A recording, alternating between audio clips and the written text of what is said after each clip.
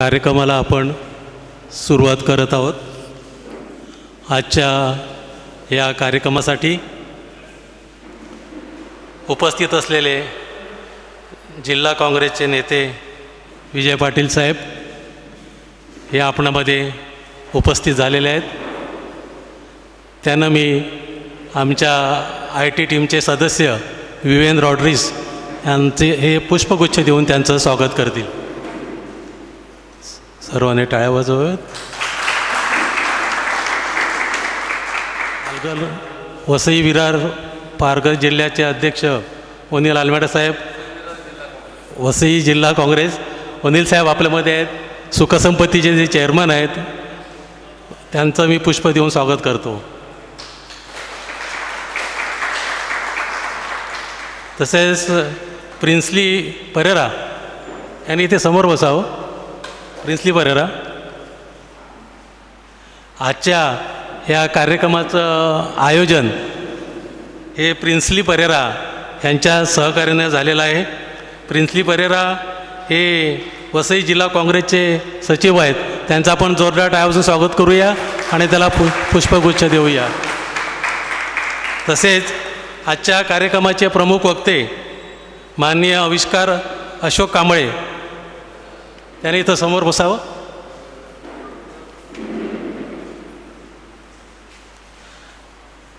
त्यांचं देखील पुष्पगुच्छ देऊन गुलाब पुष्प देऊन त्याचं विवेन रॉड्रिग्स स्वागत करतील।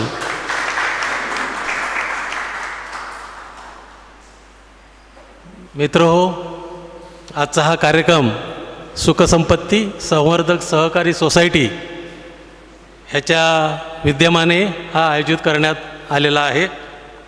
या कार्यक्रमाला जे मान्यवर नेते मंडळी आलेली आहे त्याचं मी पुन्हा एकदा स्वागत करतो आणि अनिल आलमेडा यांना मी या संदर्भात त्यांचं मनोगत व्यक्त करण्यासाठी विनंती करतो।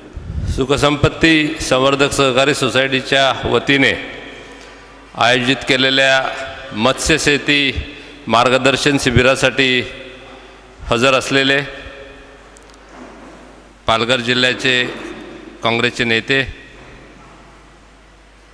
जिल्ह्याच्या कृषी विभागाचे माजी सभापती विजय शेठ पाटील, ज्यांनी वसईवर सर्वसामान्य लोकांची अडचण लक्षात घेऊन लसीकरणामध्ये त्याचप्रमाणे मच्छीमारी लोकांचा त्यांच्या मालासाठी चांगला भाव मिळावा यासाठी जे प्रयत्नशील आहेत ते आपल्या ह्या कार्यक्रमाला आवर्जून उपस्थित आहेत। त्यांचं मी सुखसंपत्ती संवर्धक सहकारी सोसायटीच्या वतीने स्वागत करतो। आज मत्स्यशेतीविषयी विशेष करून बायोफ्लॉक टेक्नॉलॉजी वापरून मत्स्यशेती कमीत कमी जागेत चांगलं उत्पन्न देण्याच्या दृष्टिकोनातनं कशी करता येऊ शकते ह्याचं मार्गदर्शन करणारे आविष्कार कांबळे यांचं देखील सुखसंपत्तीमार्फत स्वागत झालेलं आहे। अविक बायोफ्लॉक ह्या कंपनीमार्फत ते स्वतः मत्स्यशेती करतायत, मत्स्य बीज पुरवत आहेत आणि मत्स्यशेतीविषयी प्रशिक्षण आपल्या पालघर जिल्ह्यामध्ये, भिवंडी, ठाणे जिल्ह्यामध्ये द्यायचा प्रयत्न सर्वसामान्य शेतकऱ्यांना रोजगार निर्मितीच्या दृष्टिकोनातनं करत आहेत। त्यांचं देखील आपण टाळ्या वाजवून स्वागत करूया। आणि आज त्यांच्याकडून जी माहिती ही माहिती आपण हॉलमध्ये, सहजीवन हॉलमध्ये उपस्थित असलेल्या आपल्या सर्वांना मिळणारच आहे। त्याचबरोबर सहजीवन यूट्यूब चॅनलमार्फत ही माहिती लाईव्ह शेकडो लोकांपर्यंत ज्याने आपली नोंदणी केलेली आहे त्यांच्यापर्यंत जात आहे। त्याचप्रमाणे प्रिन्सली परेरा जे वसई विरार जिल्हा काँग्रेसचे सचिव म्हणून त्याने अलीकडेच काँग्रेसमध्ये कार्य करण्याचा निर्णय घेतलेला आहे। त्याने मागची 7-8 वर्ष परगावी सर्व्हिस केली, त्यानंतर स्वतःचा व्यवसाय करावा ह्या दृष्टिकोनातनं त्याने मत्स्यशेतीकडे ते वळाले। त्याने स्वतःच्या कंपाऊंडमध्ये बायोफ्लॉक टेक्नॉलॉजी वापरून मत्स्यशेती कुठल्या प्रकारे केली जाते हे आपल्याकडच्या तरुणांना चांगला आदर्श म्हणून ठेवलेलं आहे. येणाऱ्या काळात जे आपण मत्स्य व्यवसायाविषयी शिबिरं आयोजित करणार आहेत त्यांना प्रॅक्टिकली त्यांनी स्वतः जे प्रॅक्टिकल अनुभव आहे त्यांच्याकडे आपण जाऊन पाहू शकतो.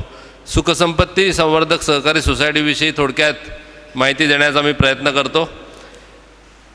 1956 साली सुखसंपत्ती संवर्धक सहकारी सोसायटीची स्थापना झाली. ही स्थापना त्यावेळेला सहजीवन हॉल अस्तित्वात नव्हता. मर्सी चर्च म्हणजे आवर लेडी ऑफ मर्सी चर्चमध्ये ह्या संस्थेच्या स्थापनेचं सेलिब्रेशन 2 दिवस चाललं होतं.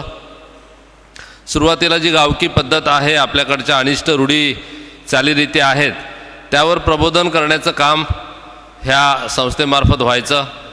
ग्रामोन्नती सहकारी कंझ्युमर सोसायटी ही संस्था 1952 पासून मर्सेसमध्ये कार्यरत आहे. स्वर्गवासी विक्टर डाबरे, स्वर्गवासी जॉन आल्मेडा आणि त्यांच्या सहकार्याने ही जी संस्था स्थापन केली की भावावर नियंत्रण असावं, आपल्यामध्ये कंझ्युमर सोसायटीची स्थापना केल्यानंतर अनेक व्यापारी त्या संस्थेबरोबर जोडलेले होते. त्या व्यापाऱ्यांच्या सहकार्याने 1960 साली या हॉलची बांधकाम केले गेले. ह्या हॉलसाठी जी जमीन आहे ती देखील संस्थेला अगदी माफक दरात त्यावेळच्या शेतकऱ्यांनी, स्थानिक शेतकऱ्यांनी दिली होती. ह्या संस्थेमार्फत मागची अनेक वर्ष शेतकऱ्यांना मार्गदर्शन शिबिरं आपण आयोजित करतो. त्यामध्ये विशेष करून शेतकऱ्यांची बाजारपेठ, संध्याकाळची बाजारपेठ इकडे आपण भरवतो आणि शेतकऱ्यांना त्यांच्या मालाला चांगला भाव कसा मिळेल ह्यासाठी आपण प्रयत्न करतो. अलीकडेच जैन इरिगेशन मार्फत वसई येथील जवळजवळ 1000पेक्षा जास्त शेतकऱ्यांना बसिन कॅथलिक बँकेच्या मार्फत प्रशिक्षण देण्यात आले होते. जैन इरिगेशनचे डॉक्टर KB पाटील जे केळीमध्ये खास तज्ज्ञ आहेत, त्यांनी G9 हा प्रकार केळीचा अगदी जगभर प्रसिद्ध केलेला आहे, ज्याचं प्रोडक्शन फार चांगल्या पद्धतीने येतं. एक घड 50-50, 60-60 किलो आपल्या भागात येऊ शकतो. त्यांनीच आपल्याकडे राजेळी, त्याचप्रमाणे सफेद वेलची आणि भाजीची केळी ह्याची टिश्यू कल्चर रोपं देण्याचं आपल्याबरोबर तोंडी करार केलेला आहे. सुखसंपत्ती संवर्धक सोसायटीमार्फत लेखी स्वरूपात करार करून करार शेती करण्याची त्यांची तयारी आहे. बऱ्यापैकी माल एक्सपोर्ट होतो. जळगावमधून जो एक्सपोर्ट माल केला जातो तिकडे तापमान जास्त असल्यामुळे एक्सपोर्ट क्वालिटी त्यांना मिळत नाही. वसईमधील वातावरण, वसईमधील जमिनीचं जो कस आहे त्यांच्या माहितीप्रमाणे वसईमध्ये जे केळी उत्पादन होणार ते एक्सपोर्ट क्वालिटीसाठी चांगलं आहे. येणाऱ्या काळात त्याचा देखील प्रचार पालघर जिल्ह्यापर्यंत कसा करता येईल ह्या दृष्टिकोनातून सुखसंपत्ती संवर्धक सहकारी सोसायटी आणि विजय पाटील फाउंडेशन संयुक्त विद्यमाने आम्ही प्रयत्नशील राहणार आहोत. सुखसंपत्ती संवर्धक सहकारी सोसायटीमार्फत महिला बचत गटाची स्थापना करणं, शेतकरी संघाची स्थापना करणं, पालघरमध्ये देखील तलासरी भागात देखील आपण जवळजवळ 20 ते 25 बचत गट आणि शेतकरी संघ स्थापन केलेले आहेत. ह्या बचत गटांचं जे काय उत्पादन आहे त्यांना मार्केटिंग करण्यासाठी आपण सहजीवन सोसायटीमार्फत सहजीवन ट्रेड फेअर मागचे 7-8 वर्ष आयोजन करत असतो. लॉकडाऊनची मागची 2 वर्ष सोडली तर येणाऱ्या काळात अनलॉक पिरियडमध्ये ह्या डिसेंबरला देखील करण्याचा मानस सोसायटीचा आहे. शेतकरी प्रोड्युसर्स कंपनी स्थापन करून ज्यांच्या जमिनी पडीत आहेत त्याच्यामध्ये लवकरात लवकर चांगली लागवड करून मल्टीनॅशनल कंपनीबरोबर करार शेती करून त्यांना शेतकऱ्यांना कसं याचा उत्पन्नाचा फायदा होईल ह्या दृष्टिकोनातून संस्था प्रयत्नशील राहणार आहे. आजचा मत्स्य शेतीचा बायोफ्लॉक टेक्नॉलॉजी वापरून साधारणतः 3 गुंठे जमीन असेल तरी देखील 8 ते 10 लाख रुपये आपल्याला उत्पन्न मिळू शकेल असा ठोकताळा प्रशिक्षकाबरोबर बातचीत केल्यानंतर आम्हाला मिळाला. ते प्रत्यक्ष काय गणित आहे, आर्थिक गणित काय आहे ते आपल्याला माहिती देतील. संस्थेमार्फत गुणगौरव कार्यक्रम जवळजवळ मागची 20 वर्ष नित्यनेमाने राबविला जातो, ज्याच्यामध्ये चांगले शेतकरी, मेहनत घेऊन शेती करणारे शेतकरी, विद्यार्थी, खेळाडू, समाजसेवक, शिक्षक यांचा सत्कार प्रत्येक वर्षी आपण वेगवेगळ्या माणसांचा, विशेष प्रावीण्य मिळवलेल्या लोकांचा सत्कार करत असतो. ऑर्नामेंटल फिश हा देखील एक विषय आहे. येणाऱ्या काळात ऑर्नामेंटल फिश म्हणजे फिश टँकमध्ये जे फिश वापरलं जातं आपल्याकडे जे बंगले आहेत पहिल्या माळावर भरपूर जागा प्रत्येक बंगलाधारकाकडे आहे आणि ऑर्नामेंटल फिशसाठी फार कमी जागा लागते आणि चांगलं उत्पन्न त्याच्यामध्ये देखील मिळतं. येणाऱ्या काळात ते देखील सेमिनार सुखसंपत्ती संवर्धक सहकारी सोसायटीमार्फत आपण आयोजित करणार आहोत. आपल्याकडे क्रॅब फार्मिंगचा देखील प्रयत्न चालू आहे. थोडा कॉस्टली आहे, परंतु बायोफ्लॉक टेक्नॉलॉजीने जी आज तुम्हाला प्रशिक्षण देणार आहे ते कमी भांडवलामध्ये चांगलं उत्पन्न मिळण्याचं एक साधन आहे. त्यामुळे पहिला विषय आपण बायोफ्लॉक टेक्नॉलॉजीचा वापरलेला आहे. वसईमध्ये अनेक ठिकाणी बावखलं आहेत, 800पेक्षा जास्त बावखलं आहेत.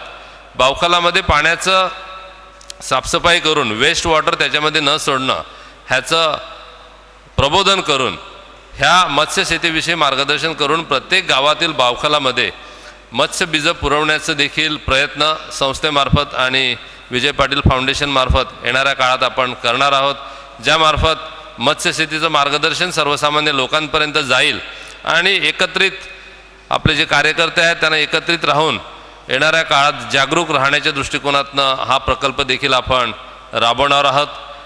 आजचं हे आपण प्रशिक्षण विनामूल्य ठेवलेलं आहे, परंतु येणाऱ्या काळात जे काही प्रशिक्षण होणार आणि प्रत्यक्ष आपल्याला ज्यांना हा प्रकल्प राबवायचा आहे त्यांना या प्रकल्पाविषयी माहिती देण्यासाठी आणि प्रॅक्टिकल एक्सपिरियन्ससाठी जी काही फी असेल त्याविषयी देखील माहिती आजचे प्रशिक्षक आपल्याला देतील. जॉन अल्मेडा प्रतिष्ठानमार्फत पहिल्या माळ्यावर आपला हॉल आहे, तिकडे प्रशिक्षणार्थींना प्रशिक्षणाची व्यवस्था येणाऱ्या काळात केली जाणार आहे. आजच्या देखील सेमिनारसाठी आपण ऑनलाईन रजिस्ट्रेशन ठेवलं होतं. येणाऱ्या काळात देखील ऑनलाईन रजिस्ट्रेशन पद्धतीने ज्यांना प्रशिक्षण घ्यायचं आहे त्यांना आपण ऑनलाईन रजिस्ट्रेशन करण्याची सुविधा देणार आहोत. आपण सर्वजण ह्या प्रशिक्षणासाठी आलेलो आहोत. आपलं देखील संस्थेच्या वतीने मी स्वागत करतो आणि जी मंडळी ऑनलाईन आहे आपल्या सर्वांचं सुखसंपत्ती संवर्धक सहकारी सोसायटीच्या वतीने मी स्वागत करतो आणि या सेमिनारसाठी आपल्या सर्वांना शुभेच्छा देतो. आणि यानंतर आपल्या आजच्या कार्यक्रमासाठी प्रमुख उपस्थिती असलेले विजय पाटील साहेब ह्यांना आपलं मनोगत व्यक्त करण्याची विनंती करतो. जय हिंद, जय महाराष्ट्र, जय सहकार.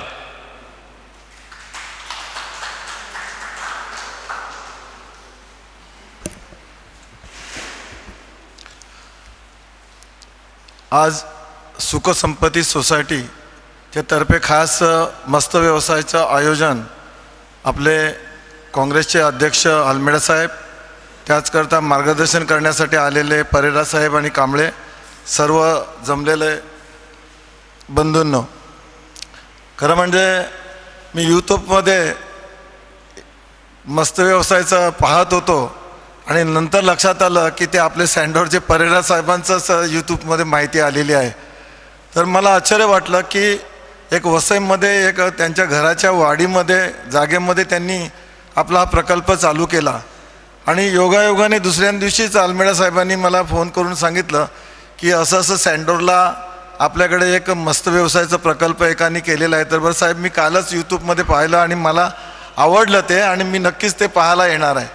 तर बोललं की तुम्ही पाहायला या, पण आपण हे वसईमध्ये याची माहिती सर्वांना देऊ, कारण हा जो व्यवसाय आहे आपल्याला कल्पना आहे की वसईमध्ये आपले सर्व म्हणजे कॅथलिक असतील, भंडारी असतील, पानमळी असतील, आगरी असतील, जे पण लोक आहेत, आदिवासी असतील, ह्यांना मच्छीही खावी लागतेच, कारण आपलं एक ताटामधलं एक मेन सुद्धा ते अन्न आहे.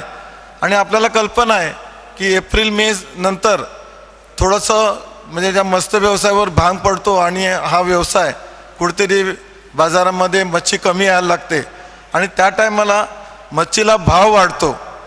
आणि अशा वेळेला जर आपण ह्या 6 महिन्यामध्ये ही मच्छी जर वाढवली तर नक्कीच त्या टायमाचं मार्केटिंगचा चांगला फायदा आपल्याला घेऊ शकतो. कारण आपण एकच सांगू शकतो की आपण मुंबईच्या जवळ राहतो, पण आपण परदेशामध्ये जाऊन नोकऱ्या करतो, पण खरं म्हणजे मुंबईच्या जवळ राहून आपण जर आपले हे स्थानिक भूमिपुत्रांनी जर इकडे गरजेच्या जे व्यापार आहेत, ज्या नागरीकरण आपल्याकडे झालं, नागरीकरणामध्ये जे बाहेरचे लोक आलेत, नक्कीच आपल्याला त्यांच्यापासून थोडंसं डिस्टर्बच झालेलं आहे, पण त्या नागरीकरांचा फायदा घेऊन आपण भाजीपाला मार्केटिंग असेल, मत्स्य व्यवसाय मार्केटिंग असेल, चिकनचं मार्केटिंग असेल, या आपण बऱ्याच गोष्टी त्याचा फायदा पण घेऊ शकतो. पण आपण कुठेतरी त्या गोष्टीचं दुर्लक्ष करतो. कारण आपण पाहिलं की आमच्या हायवेला बोला, मुंबईला बोला, की बाहेरचे शेट्टी लोक येऊन हॉटेल व्यवसाय करतात. आपले लोक का नाही उतरलीत? पेट्रोल पंपचा व्यवसाय असेल, अनेक व्यवसाय असे आहेत की यूपीचे अगदी कमी शिकलेले लोक येऊन सुद्धा धंदा करतात. पण आपण त्या धंद्यापासून वंचित राहतो. जे आपलं म्हणजे गंगा आपल्या दरवाजाजवळ वाहते, पण त्याची किंमत आपण करत नाही. हे कुठेतरी ह्या गोष्टी आपण आत्मपरीक्षण केलं पाहिजे आणि ह्या धंद्याचं फायदा आपल्याला घ्यायला पाहिजे. आज मस्त व्यवसायाचं धंदा आहे. मी सुद्धा माझ्या वाडीमध्ये छोटासा तलाव केले आणि हे तिलापी माशाचं त्याच्यामध्ये गेल्या वर्षी थोडं बीज सोडलेलं आहे. मला नक्कीच वाटलं की ज्या टायमाला मच्छी महाग होईल त्या टायमाला त्या तलावातली मच्छी काढून आपण हॉटेलमध्ये स्वस्त दरामध्ये देऊ शकतो किंवा विकू शकतो. त्यानंतर मी 1-1 एकरमध्ये 2 मोठी तलावंसुद्धा मारलीत. त्याचं आपले जिताडी जे बोलतात खाजरी, त्याचं बी सोडलेलं आहे. थोडंसं आपले जे पोचे बोलतात त्याचं बी सोडलेलं आहे. पण अजूनपर्यंत माझी मुलंसुद्धा तेवढी कमर्शियल बेसवर आम्ही त्यात उतरलेले नाही आहेत. अगदी कमी जास्त पडलं तर आपण हॉटेलमध्ये त्याचा पुरवठा करून थोडंसं गिरायकांचं समाधान करू शकतो, एवढंच सध्या ध्येय ठेवले. पण जेव्हा परेरा साहेबांचं मी ते यूट्यूबवर पाहिलं तर खरोखर मला असं तरी वाटलं की याच्यामध्ये आपण सुद्धा चांगलं डेव्हलपमेंट करून हॉटेल व्यवसायामध्ये याचा जर वापर केला तर नक्कीच आपला 2 पैसे फायदा वाढू शकतो. आज अल्मेडा साहेबांनी इथे प्रशिक्षण केंद्र ठेवलं आहे आणि वसईच्या युवकांना खास मार्गदर्शन करून या धंद्यामध्ये उतरण्यासाठी हा जो आज महत्त्वाचा कार्यक्रम ठेवला आहे. साहेब, तुमचं मी धन्यवाद मानतो की असं व्यवसाय करण्यासाठी आपल्या वसईकरांना, आपल्या भूमिपुत्रांना प्राधान्य दिलं पाहिजे आणि त्याच्याकरता आपण आपली कंबर कसली पाहिजे. मी तुम्हाला ह्या कार्याची शुभेच्छा देतो. आज सर्व जमलेले बंधूंना मी आभार मानतो की तुम्ही खास या कार्यक्रमाची शोभा वाढवलीत आणि याचं मार्गदर्शन घेण्यासाठी ते हजर झालेत. जय हिंद, जय महाराष्ट्र.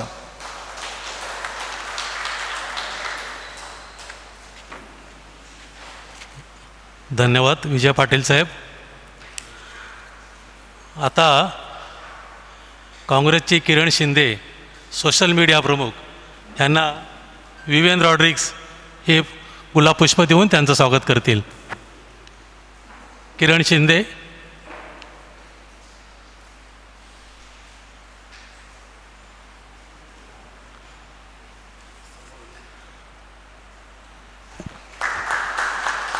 तसेच श्याम्स पठाण यांना देखील विवियन रॉड्रिग्स गुलाबपुष्प देऊन त्यांचं स्वागत करतील.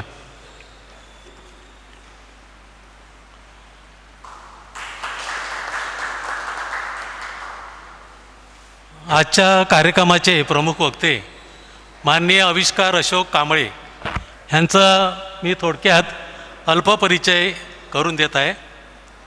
त्यांनी diploma in technical and upside chemistry VGTI, degree in biotechnology MGM, तसेच त्यांचा अनुभव मत्स्यशेतीविषयी अनेक प्रशिक्षणामध्ये त्यांनी भारतभर आपला सहभाग घेतला आहे व मत्स्यशेतीमध्ये त्यांच्याकडे काही वर्षाचा अनुभव त्यांच्याकडे आहे. असे आजचे प्रमुख वक्ते आविष्कार अशोक कांबळे हे आता आपलं भाषण आपल्याला देतील.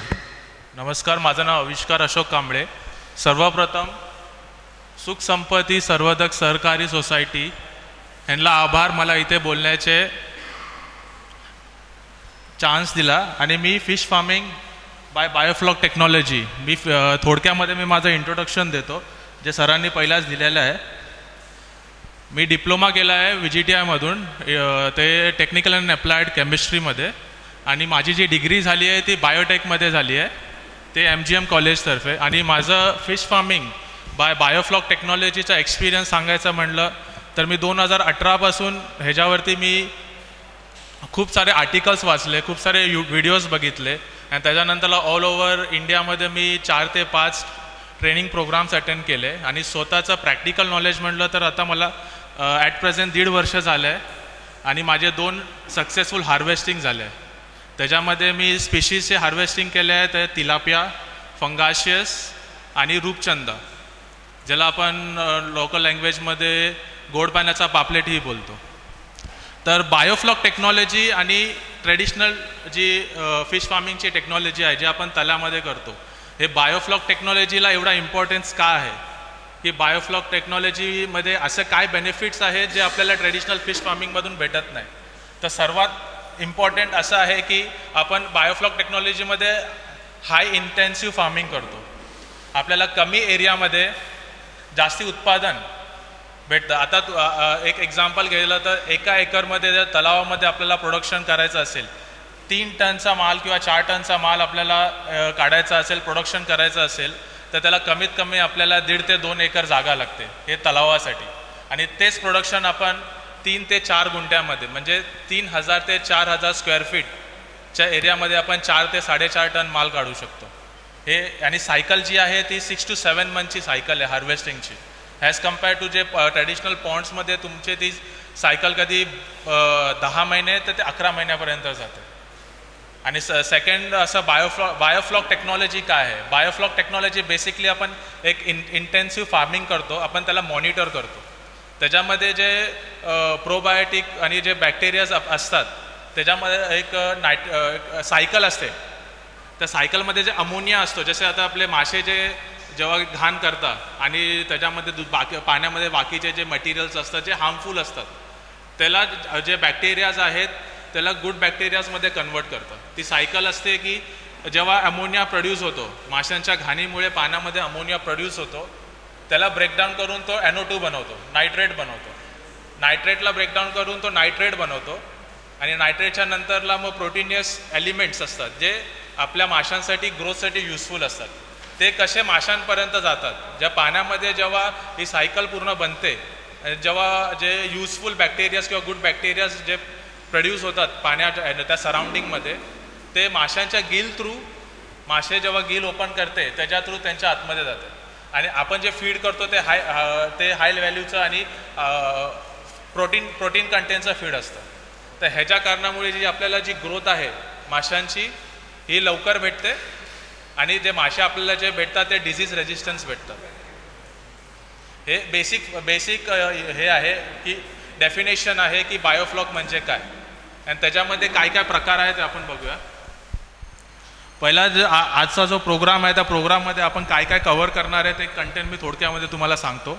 आपण इंट्रोडक्शन बघितलं, आता advantages of biofloc, tank installations, प्रोबायोटिकचा यूज काय असतो त्याच्यामध्ये, त्याच्यानंतर वॉटर पॅरामीटर्स की आपल्याला जे वॉटरचे पॅरामीटर्स आहेत त्याचा एक पूर्ण एक चार्ट कसं मेंटेन करायचं आणि किती आपल्याला पॅरामीटर्स असले पाहिजे ते जे मेजरमेंट्स ते आपण याच्यामध्ये बघणार आहोत. त्यानंतरला सीड्स, टाईप्स ऑफ सीड्स काय असणार आहे, फीड मॅनेजमेंट, आपण कुठले साईजचे फीड कुठल्या साईजच्या माशांना यूज करायला हवे. त्यानंतर डिझिजेस जे असतात माशांमध्ये, जे डिझिजेस असतात ते सहजसं आपल्याला दिसून येत नाही, ते कसे आपल्याला ओळखायचे आहेत ते आपण एक डिसीजेस इन फिशेसच्या टाईपमध्ये आपण ते कव्हर करू. त्याच्यानंतर harvesting, suitable fishes for biofloc in India, इंडियामध्ये कुठले फिशेस आहेत जे सुटेबल आहे बायोफ्लॉक करण्यासाठी आणि त्याचे वेरियस फॅक्टर्स की मार्केटमध्ये डिमांड कशी आहे, आपल्या आजूबाजूच्या मार्केटमधले कुठले फिशेस टाकले पाहिजे ते आपण त्याच्यामध्ये कव्हर करू. आणि नंतरला मग सबसिडी की बायोफ्लॉकला सबसिडी आहे तर ते कशा प्रकारे तुमच्यापर्यंत पोहोचेल त्याचा एक आपण नंतरला एक लास्टमध्ये आपण त्याच्यावर चर्चा करू.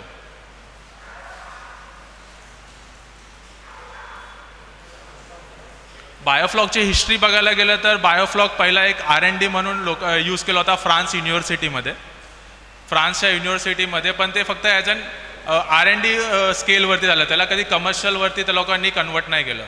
त्याच्या काही वर्षाच्या नंतरला आय गेस 1980मध्ये इस्रायल आणि US टायअप करून त्याच्यावरती एक्सपेरिमेंट करायला स्टार्ट केलं. त्याला जे एक्सपेरिमेंट म्हणजे जे R&D लेवलवरती सोडलेलं त्याला कुठे ना कुठे कमर्शलायझेशन करायचा प्रयत्न केला. त्याच्यानंतरला इस्रायल टेक्नॉलॉजी नंतरला ती एक्सपांड झाल्याच्या नंतरला इस्रायल टेक्नॉलॉजीमध्ये मग ते प्रॅक्टिस करायला चालू केलं त्यांनी. जसे आपण बायोफ्लॉकचे टँक्स आज बघतो ते लोक तिथे सिमेंट टँक यूज करतात, काही ठिकाणी आपण तारपोलिन यूज करतो. आणि असा तो जो फ्लो आहे बायोफ्लॉकचा तो इंडोनेशिया थ्रू इंडियामध्ये आला. अशा प्रकारे इंडियामध्ये 2000 म्हणजे 3-4 वर्षापूर्वी खूप बूम भेटला बायोफ्लॉकला. आणि ही इस्रायल टेक्नॉलॉजी, इस्रायल आणि US टायअप करून जी टेक्नॉलॉजी कमर्शियलमध्ये आणलेली ही बायोफ्लॉक टेक्नॉलॉजी आहे. आणि आता इंडियामध्ये आणि ऑल ओव्हर इंडियामध्ये आता ही बायोफ्लॉक टेक्नॉलॉजी प्रॅक्टिस करायला चालू केलेली आहे. आणि ह्याच्या पहिला मला सांगायचं असं आहे की इंडिया हे वर्ल्डमध्ये सेकंड फिश प्रोडक्शनमध्ये आहे, सेकंड. आणि त्याच्यासाठी इंडियन गव्हर्नमेंटनी त्याला अजून बढावा देण्यासाठी काही स्कीम्स ह्या मत्स्यपालनामध्ये इंट्रोड्यूस केलेल्या आहेत.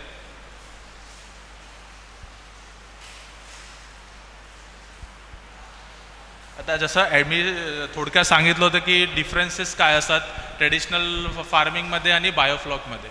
तर आता आपण बघू ॲडव्हान्टेजेस ऑफ बायोफ्लॉक. बायोफ्लॉकमध्ये सर्वात मेन ॲडव्हान्टेजेस मी सांगितलं की फार्मिंग जे आपण करतो ते इंटेन्सिव्ह फार्मिंग असते, तिथे तुम्हाला एरिया कमी लागतो. जसं मी तुम्हाला पहिला बोललो होतं की ट्रेडिशनल फार्मिंगमध्ये तुम्हाला एरिया भरपूर लागतो. इंटेन्सिव्ह फार्मिंगमध्ये काय होतं की इझिली आपल्याला मॉनिटरिंग करावं लागतं. आपण इंडिव्हिज्युअल टँक मॉनिटर करू शकतो, इंडिव्हिज्युअल टँकचे वॉटर पॅरामीटर्स मॉनिटर करू शकतात. इव्हन जे जर डिझिजेस होतात तर तुम्हाला इंडिव्हिज्युअल टँकला डिझिजेसला टॅकल करायची गरज लागते. आणि ॲज कम्पेअर टू तलावाला तुम्हाला एवढा मोठा एरिया कव्हर करावा लागतो आणि तुम्हाला तेवढा मोठा एरियाची डिगिंगही करावी लागते. इथे आपल्याला प्लॅटोवरती नॉर्मल तुमच्या घराच्या पाठीमागे जर एक दोन गुंठ्याची जागा जरी असेल तिथे पण आपण हे कमर्शियली करू शकतो. असं नाही की R&D, कमर्शियलमध्ये पण आपण याला प्रोड्यूस करू शकतो. जसं मी आता ह्याच्यामध्ये सांगितलं की इझी मॉनिटरिंग आहे. इझी मॉनिटरिंग कशामुळे आहे कारण की आपल्याला ते टँक्समध्ये जे 10,000 लिटरची टँक आहे त्याच्या पॅरामीटर्सला तुम्हाला चेक करण्यासाठी तुम्हाला हार्डली 5 मिनिट्स लागणार. तर तुमच्याकडे 10 टँक असेल तर त्या हिशोबाने तुम्हाला म्हणजे जास्तीत जास्त कमी वेळामध्ये तुमचे जेवढे पण पॅरामीटर्स आहेत मॉनिटरिंग खूप इझी आहे. लेबर सर्वात मेन आहे. जेव्हा आपण फिश फार्मिंग कमर्शियली करायला जातो तेव्हा सर्वात म्हणजे आपलं जे एक लायबिलिटी असते लेबर्स. आता तुम्हाला 1-2 एकर 3 एकरचं कमर्शियली करायचं असेल तर तुम्हाला मिनिमम 5 वर्कर्स लागतात. पण इथे आता माझ्याकडे 11 टँक्स आहेत, चालू कल्चर आहे माझा. मी 7 महिने झाले मी एकटाच करतो. फक्त कधी काय गोष्टी मागे पुढे झाली तर एखाद्या व्यक्तीला आपण वर्करला डेली वेजेसवरती उचलू शकतो. तर 10 to 20 टँक्स हा एक माणूस इझिली हँडल करू शकतो. म्हणजे 10 to 20 टँक्स बघायला गेलं तर आपले 8 ते 9 टन माल 10,000 लिटरचा आपण इझिली मॉनिटर करू शकतो 6 to 7 मंथच्या ड्युरेशनमध्ये. मग सर्वात म्हणजे ह्याच्यामध्ये आपले कॉस्ट कटिंग आहे कारण की लेबर आपल्याला कमी लागतात, आपल्याला जागा कमी लागते आणि आपलं प्रोडक्शन हाय आहे. लेस FCR म्हणजे फूड कन्झम्पशन रेशिओ. तर जसं मी तुम्हाला सांगितलं की बायोफ्लॉक म्हणजे जी सायकल आहे जी माशांची घाण काढून त्याला ॲमोनियाला कन्वर्ट करून त्याला एक प्रोटोजेनियस एलिमेंट्स किंवा गुड बॅक्टेरियाजमध्ये कन्वर्ट करते. त्याच्यामुळे काय होतं जे FCR आहे ते आपलं कुठे ना कुठे कमी होऊन जातं. आपलं जे फीडची कॉस्टिंग आहे ती त्या बायोफ्लॉकमुळे कमी होऊन जाते. आपला जो FCR आहे हा खूप कमी होऊन जातो आणि तिथे कुठे ना कुठे आपले कॉस्ट वाचते. तर आपल्या जागामध्ये कॉस्ट वाचते, आपल्या लेबरमध्ये कॉस्ट वाचते, आपल्या FCRमध्ये पण कॉस्ट वाचते. तर हे ॲडव्हान्टेजेस आहे बायोफ्लॉकचे. त्यानंतर वॉटर रिक्वायरमेंट आता 10,000 लिटरची तुमची टँक आहे एक, तर तुम्हाला हार्डली 7 महिने म्हणजे पूर्ण तुमचं जे हार्वेस्टिंग पिरियड आहे कल्चर पिरियड आहे 6 to 7 मंथचा, त्याच्यामध्ये तुम्हाला हार्डली फक्त स्लज काढायचा आहे, जो खालती जो घाण ते काढायचं आहे. तर हार्डली तुम्हाला 10,000च्या नंतरला हार्डली 1000 लिटर पाणी तुम्हाला टॉपअप करायचं आहे. म्हणजे तुम्हाला 500 किलो एका टँकीमधून माल करायचा असेल, प्रोडक्शन करायचं असेल तर तुम्हाला 11,000 ते 12,000 लिटर पाणी लागणार आहे. म्हणजे इथे आपल्या पाण्याची रिक्वायरमेंट ही खूप कमी आहे. आपल्याला इथे पाणी एक्सचेंज करायचंच नाही, आपल्याला फक्त जे खालती जमा झालेलं जी घाण आहे, जी स्लज आहे त्यालाच काढायचं आहे आणि जे काढल्याच्या नंतरला त्या पाण्याला टॉपअप करायचं आहे. ह्या पूर्ण प्रोसेस जी आहे ती 7 महिने चालणार. त्या 7 महिन्यामध्ये तुमचे जास्तीत जास्ती 10,000 सोडून तुमचे 2,000 पाणी त्याच्यामध्ये टॉपअप होणार आहे. म्हणजे 10,000 ते 12,000 लिटरमध्ये तुम्ही 400 ते 500 किलो हार्वेस्टिंग करू शकता. म्हणजे ह्याच्यामध्ये आपलं पाणीही वाचतंय कुठे ना कुठे. ते कन्स्ट्रक्शनमध्ये येईल, मी तुम्हाला पुढे सांगतो. म्हणजे आता मी ॲडव्हान्टेजेस सांगतो. That will be in further. तर मी तुम्हाला ते समजून सांगतो कशा. Pollution free. आता ह्याच्यामध्ये पॉल्युशन फ्री मी का म्हणलं की अरे मत्स्य आता बाकीचे जे लोक करतात, जे नॉर्मल फिश फार्मिंग पॉन्डमध्ये करतात, ते थोडी म्हणजे असं पॉल्युशन करतात. म्हणजे ह्याला आपण पॉल्युशन फ्री का म्हणतो की ह्याचा जो वेस्टेज आहे, जी घाण आहे, ही ॲज अ बायो फर्टिलायझर म्हणून आपण यूज करू शकतो शेतीसाठी. म्हणजे ह्याचा जो वेस्ट आहे तो पण आपल्या कामाचा आहे, ते पण म्हणजे bio fertiliser, very good bio fertiliser म्हणून यूज करू शकतो आपण शेतीमध्ये. तुमच्या प्लांटच्या बाजूला तुम्ही जर भाजीपाला लावलाय, जर तुम्ही एक छोटासा गार्डन ठेवलं आहे, तर ह्याचं पाणी that will the best bio fertiliser. ह्या पाणी यूज करून तुम्ही जे पण खत तयार करणार, जे पण समजा स्मॉल स्केलमध्ये घराच्यासाठी पण तुम्ही चालू केलं, कमिशनसाठी नाही, कुठलेही तुम्ही फ्रूट्स किंवा व्हेजिटेबल्स ग्रो करण्याचा, ते दॅट विल बी ऑर्गॅनिक. कारण की आपण कुठलेही फर्टिलायझर्स यूज करणार नाही, आपण बायो फर्टिलायझर्स यूज करणार आहे, कारण जे ऑलरेडी त्या पाण्यामध्ये असणार आहे, जे आपण वेस्ट म्हणून बाहेर काढतो. म्हणून आपण याला पॉल्युशन फ्री बोलतो. त्याच्यानंतर disease resistant fishes. Disease resistant fishes म्हणजे आपण त्याला मॉनिटरिंग करतो.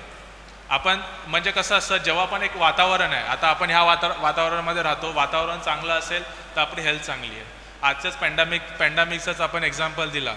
वातावरण खराब आहे म्हणून आपण सगळे त्याच्यामध्ये पण आपण बोलतो की ज्याची इम्युनिटी चांगली आहे त्याला तो रेजिस्टन्स आहे त्या ह्याच्यासाठी. तर आपण ह्याला मॉनिटरिंग करतो. आपण जे सराउंडिंग आहे, ते पाणी आहे, त्याची क्वालिटी मेंटेन करतो, त्याची क्वालिटी हाय ठेवतो पाण्याची, त्याच्या सराउंडिंग. आणि त्याला जे आपण फीड देतोय ते हाय कंटेंट प्रोटीन फीड आहे. आणि त्याच्या आतमध्ये जे फ्लॉक थ्रू जे बॅक्टेरियाज आहे, गुड बॅक्टेरियाज आहे किंवा प्रोटीनियस एलिमेंट्स आहेत, त्याला ते फ्रेश ठेवतात, त्याची इम्युनिटी इन शॉर्ट वाढवतात. तर कुठे ना कुठे आपल्याला जे फिशेस भेटत आहेत बायोफ्लॉकमधून, ते डिझीज रेजिस्टन्स फिशेस असतील. हे झाले ॲडव्हान्टेजेस ऑफ बायोफ्लॉक. आता टँक इन्स्टॉलेशनमध्ये जसं मी तुम्हाला इनिशियली सांगितलं की एका एकरमध्ये, जर एका एकरचं आपण कॅल्क्युलेशन घेऊया, एका एकरमध्ये आपल्याला टँक्स किती टाकायचे किंवा आपले किती टँक्स बसू शकतात. मिनिमम टँक्स आपले जे बसू शकतात ते 100 टँक्स. त्याचं मी तुम्हाला थोडक्यात कॅल्क्युलेशन सांगतो. मिनिमम 100 टँक्स बसू शकतात. आता ते पण डिपेंड करतं की तुमची जागा कशी आहे. तर त्याच्यामध्ये थोडक्यामध्ये सांगायला गेलं तर एक 10,000 म्हणजे 4 डायामीटरचं जर तुमचं टँक आहे, जी होल्डिंग कॅपॅसिटी आहे, वॉटर होल्डिंग कॅपॅसिटी आहे 10,000 लिटर. तर ती टँक जर तुम्हाला इन्स्टॉल करायची असेल तर तुम्हाला ॲप्रॉक्स 270 स्क्वेअर मीटर एवढी जागा लागेल एक टँक उभा करण्यासाठी. तर तसं तुम्ही जर एका एकरमध्ये त्याला कॅल्क्युलेशन करताल तर तुमचे मिनिमम तुम्ही 100 टँक्स तुम्ही तिथे इन्स्टॉल करू शकता. आणि ह्याचं इन्स्टॉलेशन जसं सर म्हणाले की ती घाण कशी काढायची, तर घाण काढण्यासाठी कसं असतं, ते जे टँक असते ती टँक अशा प्रकारे बनवली असते की तिथे सेंट्रल आउटलेट असतो. आणि जेव्हा पण आणि तिथे सेंट्रल आउटलेट थ्रू ते एका चेंबरमध्ये असते. मग जेव्हा पण आपल्याला घाण काढायची असेल, आपल्याला फक्त ते चेंबरचं कॉक ओपन करायचं आहे. आतमध्ये सेंटरला जेवढी पण स्लज जमा झालेला असेल तो फ्लो लेवलचे जे टँक कन्स्ट्रक्शन असंच असतं की ते स्लज तुमचा जो आहे तो सेंटरमध्ये आला पाहिजे आणि त्या पाण्याच्या प्रेशरने जेवढी पण स्लज आहे ती स्लज आपण बाहेर काढणार.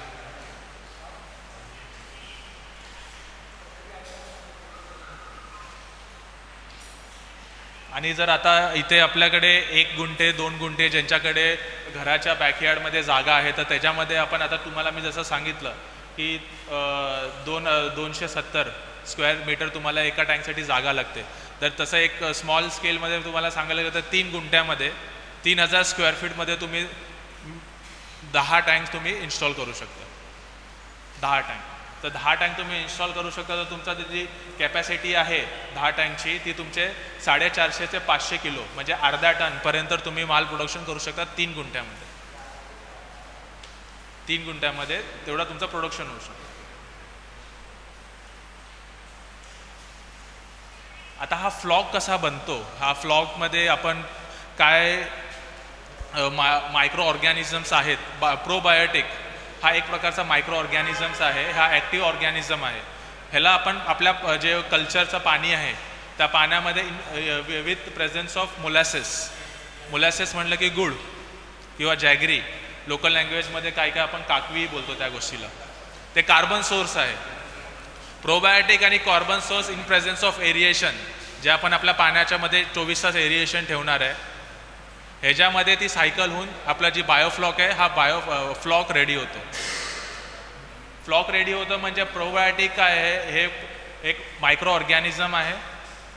ते पाण्यामध्ये जेव्हा आपण कार्बन सोर्स ॲड करून त्याला aeration in presence of aeration, तेव्हा ती सायकल बनते. जी सायकल ती तुम्हाला मी बोलवतो की अमोनिया, NO2, NO3 आणि त्याच्यानंतरला आपल्याला जे युजफुल हे आहेत प्रोटीनियस एलिमेंट्स किंवा गुड बॅक्टेरियाज आहेत ते त्या पाण्यामध्ये ती सायकल तयार होते. हे प्रोबायोटिकने होते.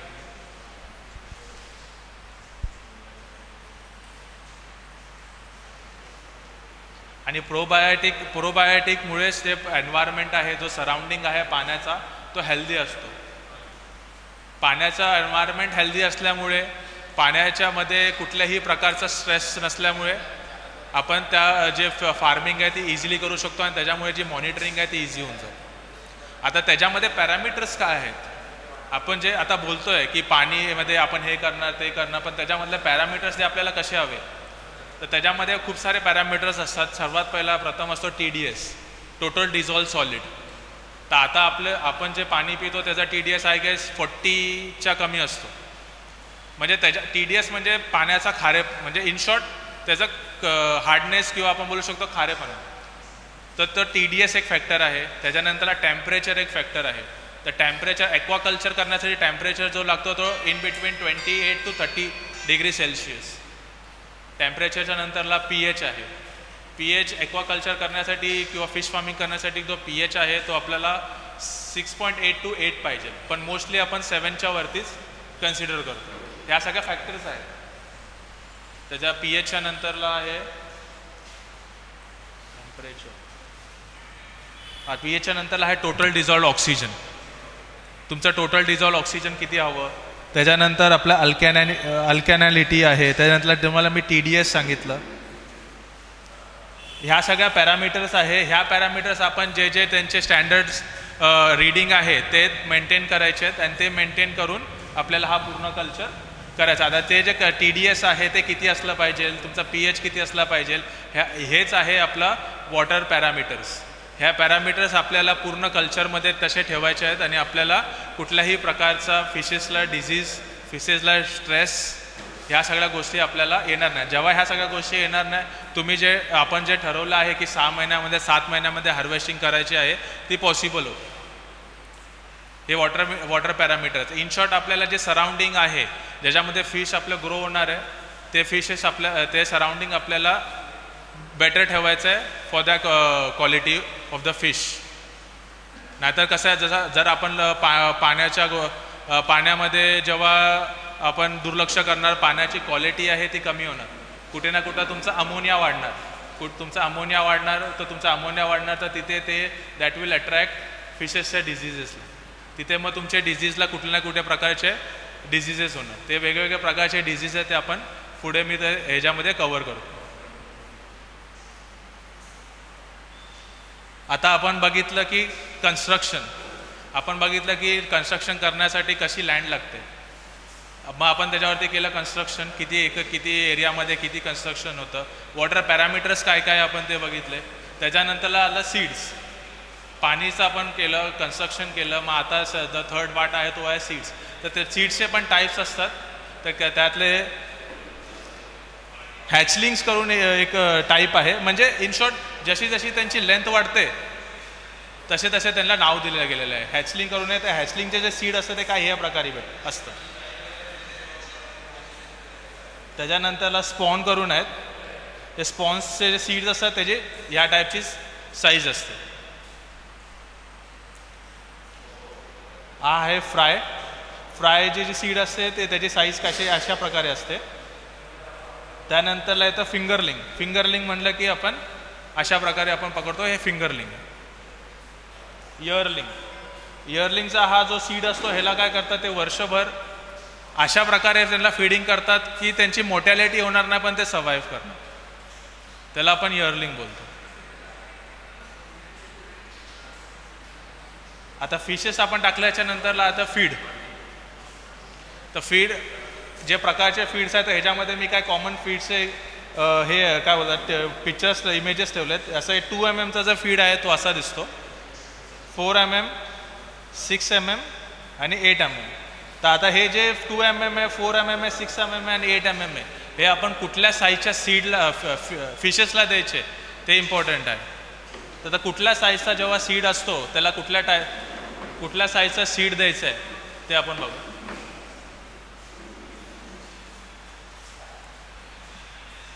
जेव्हा आपला मासा हा 1 to 5 ग्रामचा असेल, हे एक जनरल चार्ट आहे, हे स्पीशीज टू स्पीशीज व्हेरी होतं, पण एक जनरल चार्ट तुम्हाला मी सांगतो. जेव्हा आपला मासा हा 1 to 5 ग्रामचा असेल तेव्हा जर आपल्याला, आणि हे फ्लोटिंग फीड आहे, जे फीड आपण इथे यूज केलं म्हणजे मी जे चार्ट बनवला आहे तो फ्लोटिंग फीडचा चार्ट बनवला आहे. तर ह्याच्यामध्ये जेव्हा आपला मासा जेव्हा असतो, सीड जेव्हा आपण आणतो तेव्हा 1 to 5 ग्रामचा जेव्हा आपला सीड असेल त्याची जी साईज असेल ती 0.5 to 0.8 mm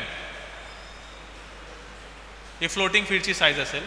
त्यानंतरला जेव्हा आपला मासा 6 grams to 20 grams असतो तेव्हा आपले जी फीडची जी साईज आहे ती 1 mm ची होती. तशाच प्रकारे 21 to 50 ग्रामचा मासा असेल तर 1.5 किंवा 2 mm. तसंच 101 to 300 ग्रामचा मासा असेल तर 3 to 4 mm. 401 to 6 ग्रामचा मासा असेल तर 4 mm आणि 601 to अबाव असेल तर 4 mm. हे डिफर करतं स्पीशीज टू स्पीशीज. ह्याच्या जागी जर फंगाशियस असेल तर फंगाशियस 400-500 ग्रामचा झाल्यावरती तो 6 mm आणि 8 mm उचलायला स्टार्ट करतो. ते स्पीशीजवरती डिपेंड करतो. हा एक जनरल चार्ट मी तुम्हाला सांगितलं आहे, पण हे स्पीशीज टू स्पीशीज व्हेरी करणार.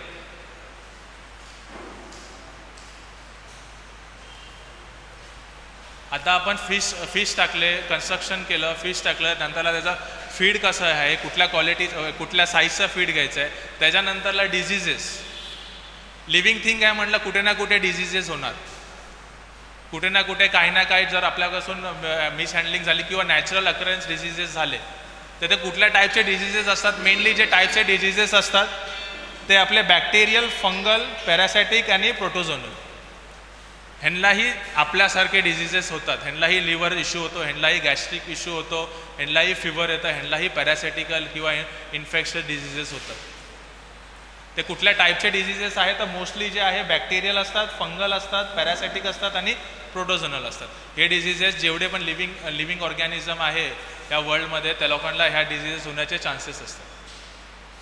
तर आपण बघू बॅक्टेरियल डिझिजेसमध्ये काय आहे. बॅक्टेरियल डिझीजमध्ये सर्वप्रथम म्हणजे फर्स्ट जो आहे तो आहे रेड पेट्स. तुम्हाला दिसत असेल तर ह्याच्या बघा, ह्या फिशच्या ह्याच्यावरती एक रेड कलरचा मार्क आहे.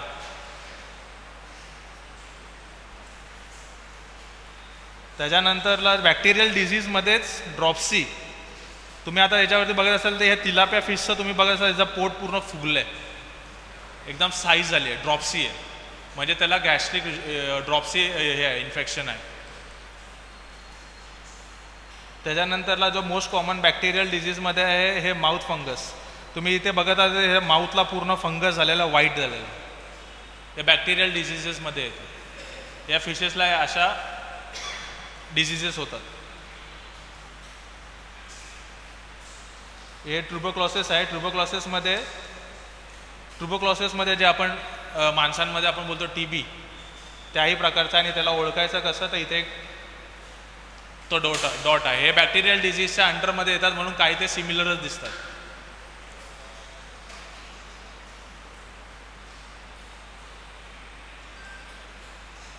हां, स्केल प्रोट्रुशनल म्हणजे आता ह्याचा कसं आता तुम्ही इथे बघताल ना, ह्या बॅक्टेरियल डिझीजेसमध्ये कसं होतं, आपल्याला असं वाटतं की आपल्या माशाची जी शेपूट आहे ती कोणीतरी खाल्ली आहे. असं वाटतं की अरे कोणतरी म्हणजे हे एक दुसरे मासे आपल्या एकमेकांना डवसतात की काय, आपल्या माशाची शेपूट गायब असते. ते पण बॅक्टेरियल डिझीजच्या अंडरमध्येच येतं. हा तिलाप्याच आहे. त्याच्यामध्ये आहे टेल रॉट. टेल रॉटमध्ये बघितलं गेलं तर ज्याची जी टेल असते तर मोस्टली हे टेल असते ना त्याच्यामध्ये पूर्णपणे असा फंगस, व्हाईट कलरचा फंगस तुम्हाला असा डेव्हलप झालेला दिसेल. हे बॅक्टेरियल डिझीजच्या अंडरमध्ये येतं. आणि ह्याच्यानंतरला जे सेकंड क्रायटेरिया आहे तो आहे फंगल डिझीजेस. हे फंगल डिझिजेस आहे. फंगल डिझिजेसमध्ये बघा असे जे फंगस इम्प्रॉपर, जेव्हा पण आपण किंवा ब्रेडचा एक्झाम्पल घेतला, ब्रेडला आपण त्याच्या एक्सपायरी डेटच्या नंतरला जर आपण उघडून बघितलं त्याच्यावरती फंगस डेव्हलप होतो. त्याच प्रकारचा काहीतरी फंगस तो तुम्हाला फिशच्या एरियामध्ये दिसेल. हे फंगल इन्फेक्शन्स आहे.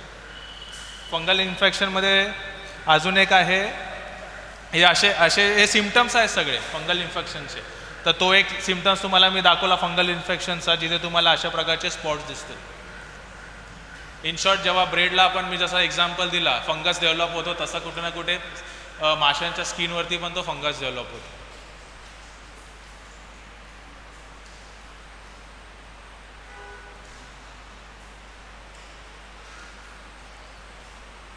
हा वेल्वेट और रस्ट पॅरासिट्स, हे पॅरासिटिक्स आता आपण आहे थर्ड कॅटेगरी. पहिला आपण बघितला बॅक्टेरियलचे कॅटेगरी, फंगलचे कॅटेगरी, आणि हे पॅरासिटिक्सचे आहे. तर पॅरासिटिकमध्ये कसं असतं की तुम्हाला इथे ना व्हाईट पिंपल जसे आपण बोलतो, ओव्हरग्रोथ ऑफ स्किन, त्या प्रकारचे तुम्हाला तुमच्या फिशेसवरती दिसतील.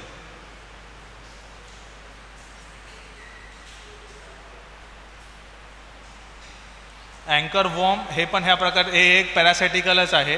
तुम्हाला जे तुमच्या फिशेसवरती ओव्हरग्रोथ दिसेल, असं दिसेल की तुमच्या म्हणजे एक कुठल्या तरी टाईपचा वर्म असतो, त्याचे प्रेझेन्स तुम्हाला माशांच्या स्किनवरती दिसेल. ते लिव्हिंग, असं वाटणार की ते लिव्हिंग ऑर्गॅनिझमच आहे. Even fungus and bacterially living organism पण ते तुम्हाला दिसणार, एक वर्मसारखं त्या आपल्या फिशेसच्या स्किनवरती तुम्हाला ते दिसेल.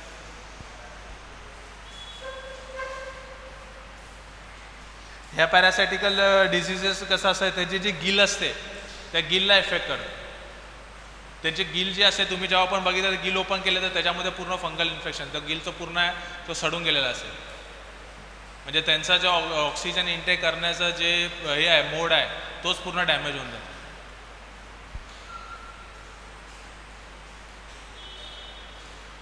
हे पण सेम टाईपचंच आहे पॅरासायटिकल डिझीज, जिथे तुम्हाला ओव्हरग्रोथ ऑफ स्किन दिसेल. इवन लिचीसमध्ये कसं असतं की तुम्हाला असं वाटेल की तुमच्या माशांमध्ये कुठे ना कुठे असे दाट केस बाहेर येतात ब्लॅक कलरचे. तुम्ही आता याच्यामध्ये बघू शकता, इथे असे केस सगळे बाहेर आल्याचे तुम्हाला असं दिसतं. हे अंडर पॅरासिटिकलमध्ये येतं. आणि हा कॉस्टिया आहे, हा पण प्रोटोझोनलमध्ये येतो. पहिला होता आपला बॅक्टेरियल, मग फंगल, पॅरासायटिक आणि प्रोटोझोनल. प्रोटोझोनलमध्ये तुम्हाला हे पूर्ण असे पांढरे पॅचेस, हे जेव्हा तुमचा फिशेस जे आहे त्या फिशेसची जी कलर जो आहे तो डार्क असेल तर तुम्हाला इझिली ते तुम्ही हे करू शकता, आयडेंटिफाय करू शकता. अशा प्रकारचे पूर्ण व्हाईट पॅच असलेले हे प्रोटोझोनल डिझीजच्या अंडरमध्ये येतात. आता आपण बघितलं कन्स्ट्रक्शनच्या नंतर आपण बघितलं वॉटर पॅरामीटर्स. त्या वॉटरमध्ये आपण फिश कुठले टाकणार आहेत, कुठल्या टाईपचे फिशेस असतात. त्यानंतरला आपण डिझीज बघितलं, डिझीज कुठल्या प्रकारचे डिझीज असतात. आणि त्याच्यानंतरला आपलं काय असं होतं, पूर्ण 6 महिने झाल्याच्या नंतरला होतं काय, हार्वेस्टिंग. तर हार्वेस्टिंगमध्ये तो इथं मी व्हिडिओ टाकला, तो माझाच हार्वेस्टिंगचा व्हिडिओ आहे. हे मी फंगस काढलेले एक 20-25 दिवस पहिल्याचे हार्वेस्टिंग आहे.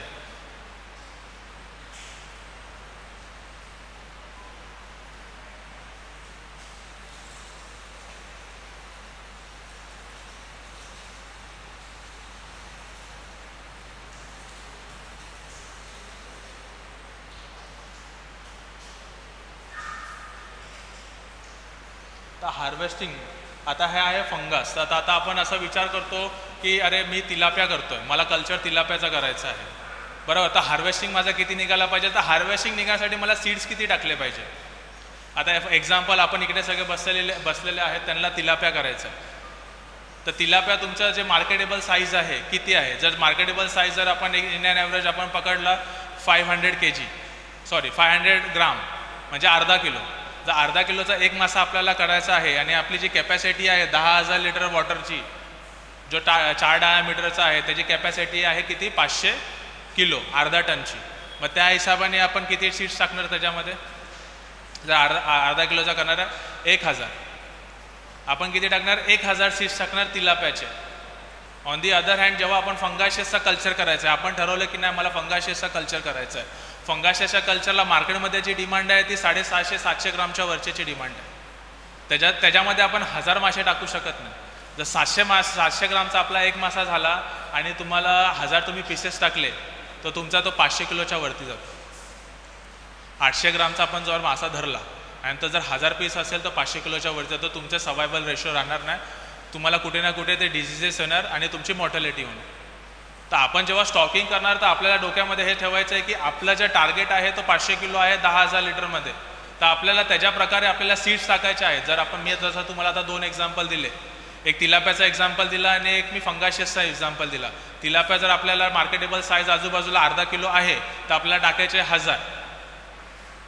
त्याच्यामध्ये 10% जर मॉर्टॅलिटी तुम्ही धरून चालता तर तुम्ही स्टार्टिंगमध्ये जर 1100 टाकले तरी तुमचे 450 ते 550 किंवा 500 किलो तुम्ही काढू शकता.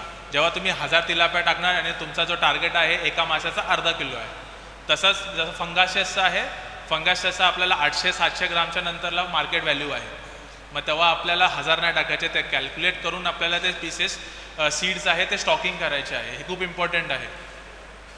आपल्याला साईज किती पाहिजे, आपल्या मार्केटमध्ये साईजची किती डिमांड आहे त्या साईजचं आपल्याला कॅल्क्युलेशन करून आपल्याला स्टॉकिंग करायची आहे. मग तेव्हा जाऊन मग आपला जो हार्वेस्टिंगचा टार्गेट आहे तो आपल्याला अचीव्ह होणार. आता suitable fishes in biofloc, there are many suitable fishes in biofloc, पण त्याच्यामध्ये मोस्ट कॉमनली जे बायोफ्लॉकमध्ये आजच्या तारीखला माझ्या स्टडीज अनुसार आणि मी जे माझ्या कॉन्टॅक्टमध्ये जे फार्मर्स आहेत जे बायोफ्लॉक प्रॅक्टिस करतात त्याच्यामध्ये जे फिशेस आहेत मोस्टली आणि लो अँड फिशेस ते आहेत आपले फंगाशियस. हा पण म्हणजे माझ्याच हार्वेस्टिंगमधलाच आहे, माझ्याच फार्ममधला पीस आहे. हे माझ्या हार्वेस्टिंगच्या टायमाला मी फोटो काढलेले. फंगाशियस, तिलापिया हा पण म्हणजे माझ्याच फार्मचा आहे. त्याच्यामध्ये नंतरला मग कार्प आहेत, त्याच्यामध्ये आपण कटला आहे, रोहू आहे.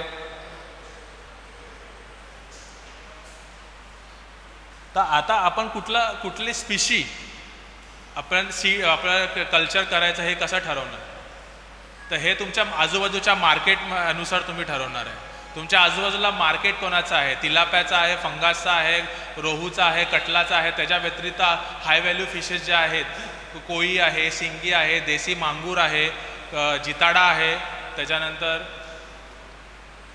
हे हाय व्हॅल्यू फिशेस. आणि हे मग तुम्ही कसं, आता समजा एखाद्याने ठरवलं की मला हाय व्हॅल्यू फिशेसच करायचे, म्हणजे सिंगी आणि देसी मांगूर अमुक अमाऊंटला मार्केटमध्ये विकली जाते, ते ॲज कम्पेअर टू तिलाप्या आणि फंगास खूप हाय आहे. तर मी हाय व्हॅल्यू फिशेसच करणार. मग जेव्हा तुम्ही हाय व्हॅल्यू फिशेस करता तर त्या हाय व्हॅल्यू फिशेसचे जेव्हा तुम्ही प्रोडक्शन करणार तर त्याची सेलिंग तुमची तेवढी क्वांटिटीमध्ये होणार आहे की नाही होणार आहे ते जाणून घेणं खूप मोठं इम्पॉर्टंट आहे. कारण की तुम्ही जर आज हार्वेस्टिंग चालू केली आणि जर तुमचे जे हाय व्हॅल्यू फिशेस आहेत, हाय व्हॅल्यू फिशेसला समजा तुमचे स्टेप बाय स्टेप तुमचे जर हार्वेस्टिंग होत असेल, कारण की रिक्वायरमेंट तेवढी नाही आहे, तर तुमचा जो पूर्ण कल्चर आहे ना तो कल्चर वाढून जातो. मग आपण असं सांगू शकत नाही की आम्ही 7 महिन्यामध्ये हार्वेस्टिंग केली. तुम्ही 7व्या महिन्यामध्ये हार्वेस्टिंग स्टार्ट केली, पण तुमचा लास्टचा मासा कधी विकला गेला तो इम्पॉर्टंट आहे. त्याच्यानुसार तुमचा कल्चरचा ड्युरेशन ठरवला जाणार आहे. तुम्ही सेकंड कल्चर स्टार्ट करण्यासाठी तुम्हाला उशीर नाही झाला पाहिजे. तर हाय व्हॅल्यू फिशेस जेव्हा तुम्ही करणार, हाय व्हॅल्यू फिशेसची तेवढी मागणी आहे का मार्केटमध्ये तुमच्या आजूबाजूला. आता जे लो व्हॅल्यू फिशेस असतात ते डेलीला जातात, ते टनटननी जातात. पण तुमच्या एरियामध्ये कुठे असं आहे ज्या एरियामध्ये हाय व्हॅल्यू फिशेस, जर तुमचा जो माल तुम्ही प्रोड्यूस केला आहे तो ॲट अ टाईम एवढ्या तुमच्या टार्गेटच्या अनुसार जर सेल आउट होत असेल तर तुम्ही हाय व्हॅल्यू फिशेस करा. नाहीतर फंगास झालं, तिलाप्या झाला, फंगाशियस झालं, तिलाप्या झाला, हे जर म्हणजे लोकल मार्केट किंवा तुमच्या आजूबाजू मार्केटमध्ये तेवढी मागणी आहे की तुम्ही जेवढं प्रोडक्शन काढणार तेवढं प्रोडक्शन तुमच्या गिवन तुम्ही जे ठरवलं आहे माइंडमध्ये, एवढ्यामध्ये मला हार्वेस्टिंग करायचं आहे, एवढ्या ड्युरेशनचा माझा कल्चर असला पाहिजे, ते तुम्ही करू शकता. असं हाय व्हॅल्यूही करू शकता, पण ते टोटली डिपेंड करतं तुमच्या आजूबाजूच्या मार्केटवरती की मार्केटला खरंच तेवढी गरज आहे, तेवढा आपला माल खपतोय की नाही खपतोय.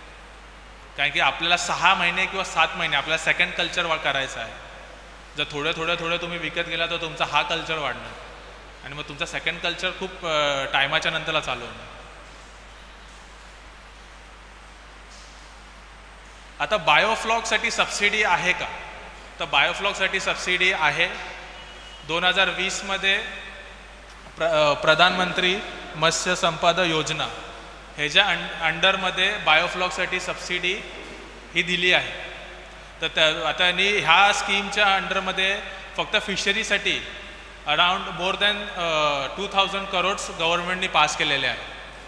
2050 करोड्स हे गव्हर्नमेंटनी ह्या स्कीमच्या अंतर्गत ॲग्रिकल्चर फिश फार्मिंगला बढावा देण्यासाठी पास केलेले आहे.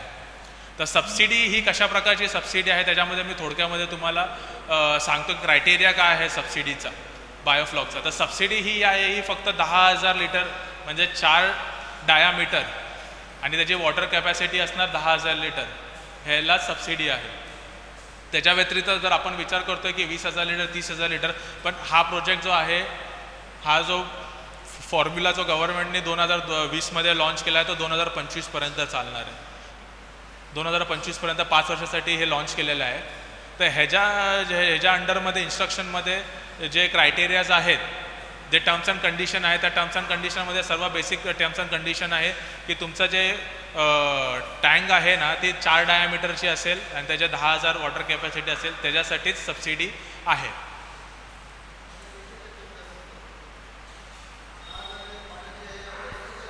नाही म्हणजे त्याच्यामध्ये 20,000 लिटर 30,000 लिटर 4,000 लिटर काही ठिकाणी 50,000 लिटरच्या पण टँक्स आहेत. हां नाही मग ते मी पुढे सांगतो. मी फक्त सांगितलं की क्रायटेरिया कुठल्या टँकला सबसिडी आहे. आता किती टँकसाठी सबसिडी आहे. 60 टँकसाठी सबसिडी आहे, 25 टँकसाठी सबसिडी आहे आणि 50 टँकसाठी सबसिडी आहे. तर ह्याच्यामध्ये व्हेरी होतं क्रायटेरिया वाईज. वुमेनसाठी 60% सबसिडी, ओपनसाठी 40%, SC ST साठी 60%. तसं 7 टँकसाठी तुम्हाला 7.5 लाखाचा प्रोजेक्ट आहे. त्याच्यामध्ये जर तुमचं वुमेनचं फाईल असेल तर त्याला 60% सबसिडी असेल 7.5 लाखामधले, आणि जनरल कॅटेगरी असेल तर 40% आणि जर SC ST असेल तर 60%. तसंच 25 टँकचा जो प्रोजेक्ट असणार तो 25 लॅक्सचा प्रोजेक्ट असेल. त्याच्यामध्ये पण सेम क्रायटेरिया आहे. 60 for womens SC ST and 40% for general category. And cement टँकसाठी बायोफ्लॉक हे कल्चर करण्यासाठी तर ह्याच्या त्या क्रायटेरियामध्ये नाही आहे. फक्त जे ताडपत्री थ्रू बनलेले आहेत त्याच्यासाठीच आहे. जे आपण यूज करतो मटेरियल त्यासाठी यूज आहे. नंतर 50 टँकचा जो प्रोजेक्ट आहे तो 50 लॅक्सचा प्रोजेक्ट आहे. आणि सेम वुमेनसाठी 60, SC ST साठी 60% सबसिडी आणि ओपन कॅटेगरीसाठी 40% सबसिडी.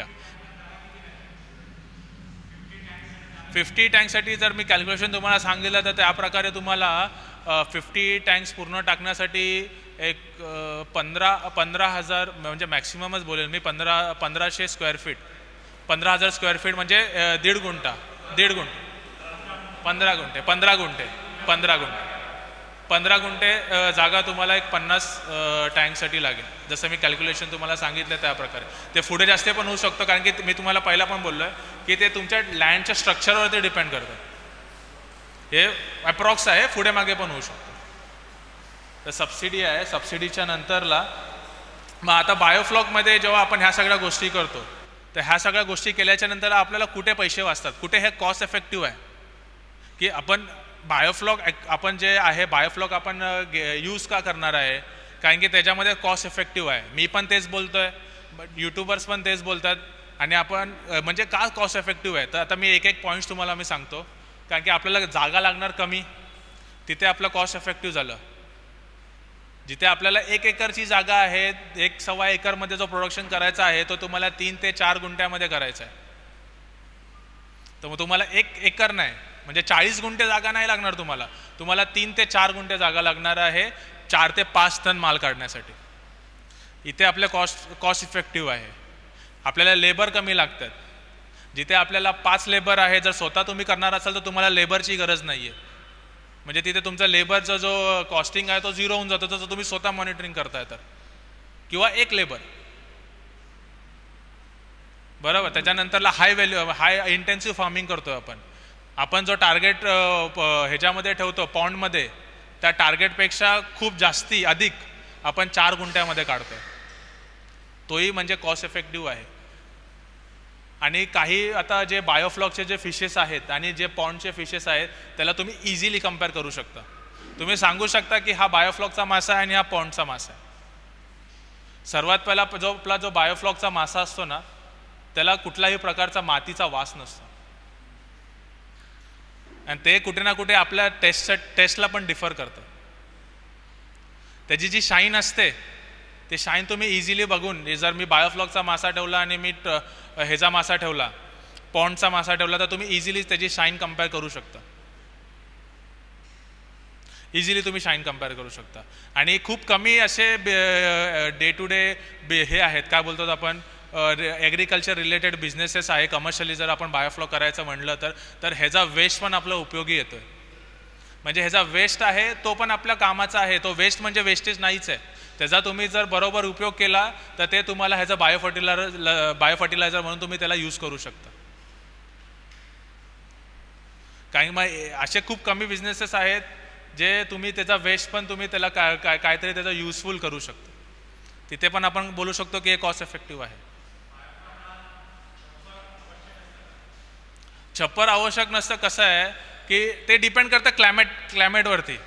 आता आपण महाराष्ट्रामध्ये आपला आता मी तुम्हाला जसं सांगितलं की बायोफ्लॉक जर तुम्हाला करायचं असेल किंवा ॲक्वाकल्चर तुम्हाला करायचं असेल, फिश फार्मिंग, तर तुम्हाला जो टेम्परेचर आहे तो 28 ते 30 पाहिजे. तर एक सेकंड त्यांचं उत्तर, हां, 28 ते 30 पाहिजे. तर आपल्या इथे तेवढं जातं का? आपल्या इथे तेवढा फ्लक्च्युएट होत नाही. थंडीमध्ये जास्ती थंडी नसते, गरमीमध्ये जास्ती गरमी नसते. ह्या सगळ्या गोष्टी कुठे मॅटर करतात? इंडियामध्ये नॉर्थ साईडला. आणि महाराष्ट्रामध्ये स्पेसिफिकली बघायला गेलं तर नागपूरचा जो पट्टा आहे त्या पट्ट्यामध्ये एक्स्ट्रीम समरमध्ये एक्स्ट्रीम गरमी असते आणि ह्याच्यामध्ये विंटरमध्ये जास्ती थंडी असते. तर तिथे तुम्हाला त्या गोष्टी जी आहेत, छप्पर वगैरे करणं किंवा त्याला टेम्परेचर मेंटेन करणं, जसं आपण पॉली हाऊसमध्ये करतो, ते आवश्यक आहे. आपल्या ठिकाणी जिथे तुमचं टेम्परेचर समरमध्ये पण फ्लक्च्युएट जास्ती होत नाही, विंटरमध्ये पण फ्लक्च्युएट जास्ती होत नाही, तर तिथे ते म्हणजे तुम्ही छप्पर करणं ते तुमचं ॲडिशनल कॉस्ट आहे.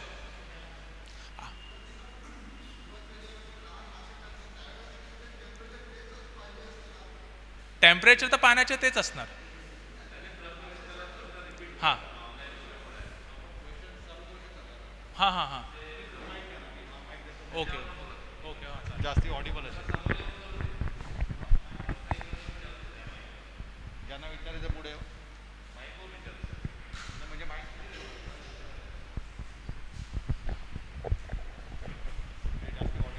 हां हां.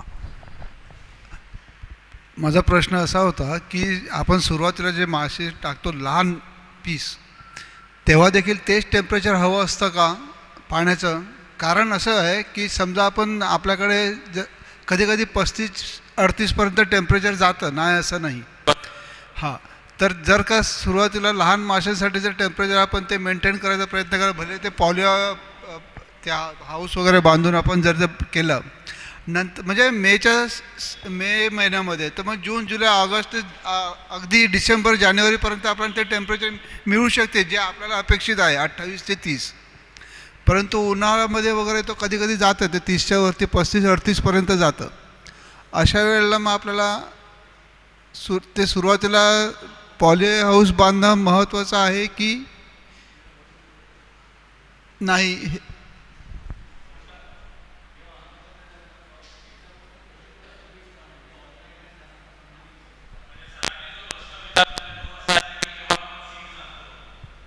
आपण हॅचरीमधून जेव्हा सीड्स आपल्या फ्लॉक म्हणजे आपला जे टँक आहे बायोफ्लॉक टँकमध्ये जेव्हा आपण स्टॉकिंग करतो, तर तेव्हा जो टेम्परेचर आहे तो म्हणजे तोच टेम्परेचर जो आहे तो आपला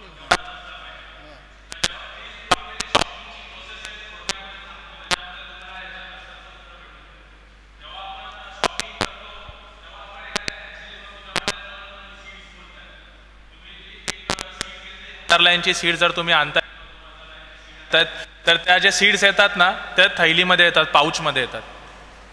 तर आपण जी प्रोसिजर काय आहे तेव्हा जेव्हा आपण स्टॉकिंग करतो की जेव्हा ते आपला जो हे आहे सीड्स आहे जे आपल्या प्लांटमध्ये येतात, प्लांटमध्ये आल्याच्या नंतर आपण त्याला डायरेक्टली त्या टँकमध्ये टाकत नाही.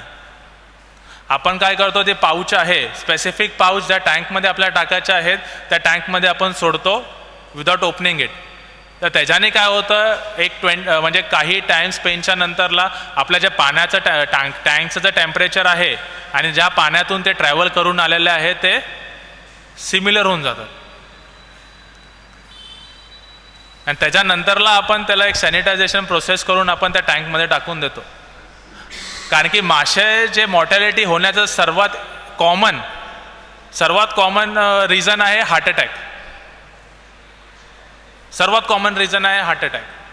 मग कुठल्याही पॅरामीटर्स जेव्हा चेंज होतात, जेव्हा आपलं टेम्परेचर चेंज होतं, pH चेंज होतं, आपल्या त्या गोष्टी आपल्या झटके केले की आपल्यालाच आता रेफ्रिजरेटरमधून डायरेक्ट भट्टीमध्ये आपण जर हे केलं तर कुठे ना कुठे तो आपल्याला त्रास होतो. फिशेसचं मरण्याचं सर्वात कॉमन रिझन आहे की त्यांना हार्ट अटॅक होतात. हे डिझिजेस तर आहेच, पण मोस्ट कॉमन रिझन आहे हार्ट अटॅक. ते कशामुळे होतात, जेव्हा फ्लक्च्युएशन होतं, जेव्हा तुमच्या पॅरामीटर्सचं फ्लक्च्युएशन एकदम झपाट्याने होतं तेव्हा कुठे ना कुठे तुम्हाला मॉर्टॅलिटी सापडली जाते. तर तो प्रोसेस जेव्हा आपण करतो ना, जेव्हा सी स्टॉकिंगचा, तेव्हा मध्ये तो टेम्परेचर मेंटेन होऊन जातो. सबसिडीसाठी तुम्ही जर सांगितलं हां की सबसिडीसाठी 4 डायामीटर वॉटर कॅपॅसिटीची होल्डिंग असली पाहिजे 10,000 लिटर. पण समजा 5 डायमीटरचं आपण ठरवलं ते तर क्रायटेरिया गव्हर्नमेंटनीच पास केलं नाही ना. 4 डायमीटर 4 पण त्याच्यामध्ये पण 7, 25, 50, 60 टँक्स, 25 टँक, 50 टँक्स. 50 टँक साधारणतः नाही, 25 टँक 10 एक सेकंड, त्यांचं पूर्ण नाही झालं. काय बोलता सर? 25 टँक 10 गुंठ्यात होऊ शकतात. 25 टँक 10 गुंठ्यामध्ये हा होऊ शकतात. मी तुम्हाला सांगितलं ना सर, एक टँक तुम्हाला स्क्वेअर मीटर तुम्ही करत असाल तर 270, त्या हिशोबाने तुम्ही कॅल्क्युलेट करा, तुमचं बसतात 10 गुंठ्यामध्ये 25 टँक.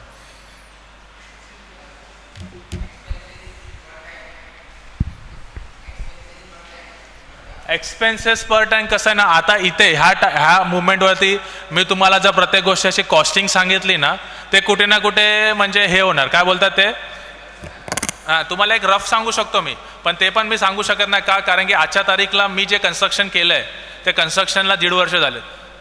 त्याच्यामध्ये लॉकडाऊन वगैरे सगळ्या गोष्टी या गोष्टी झालेल्या.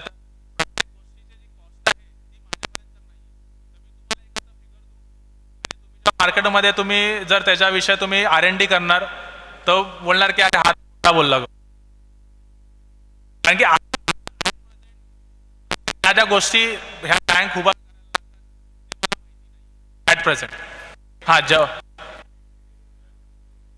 टेंटेटिव्ह खर्च जर तुम्हाला लेबर वर्क वगैरे सगळं पकडून तुम्ही करणार असेल तर टेंटेटिव्ह तुम्हाला 40 to 45 तुम्ही एका टँकसाठी खर्च करू शकता. ते पण मी हाय ह्याच्यावरती बोलते कारण की मला अजून त्या सगळ्या गोष्टी माहिती नाही, म्हणून मी हाय ह्याच्यामध्येच बोलतो की एक असा हा एक आकडा पकडा, त्याच्यापेक्षा कमी असू शकतो 10,000 लिटरसाठी. आणि आपल्याला टार्गेट 10,000चंच का ठेवायचं आहे, कारण की आपल्याला जर गव्हर्नमेंटने एवढा पैसा जर आपल्यासाठी योजनेसाठी केला आहे तर आपण त्याचा लाभ घेतला पाहिजे.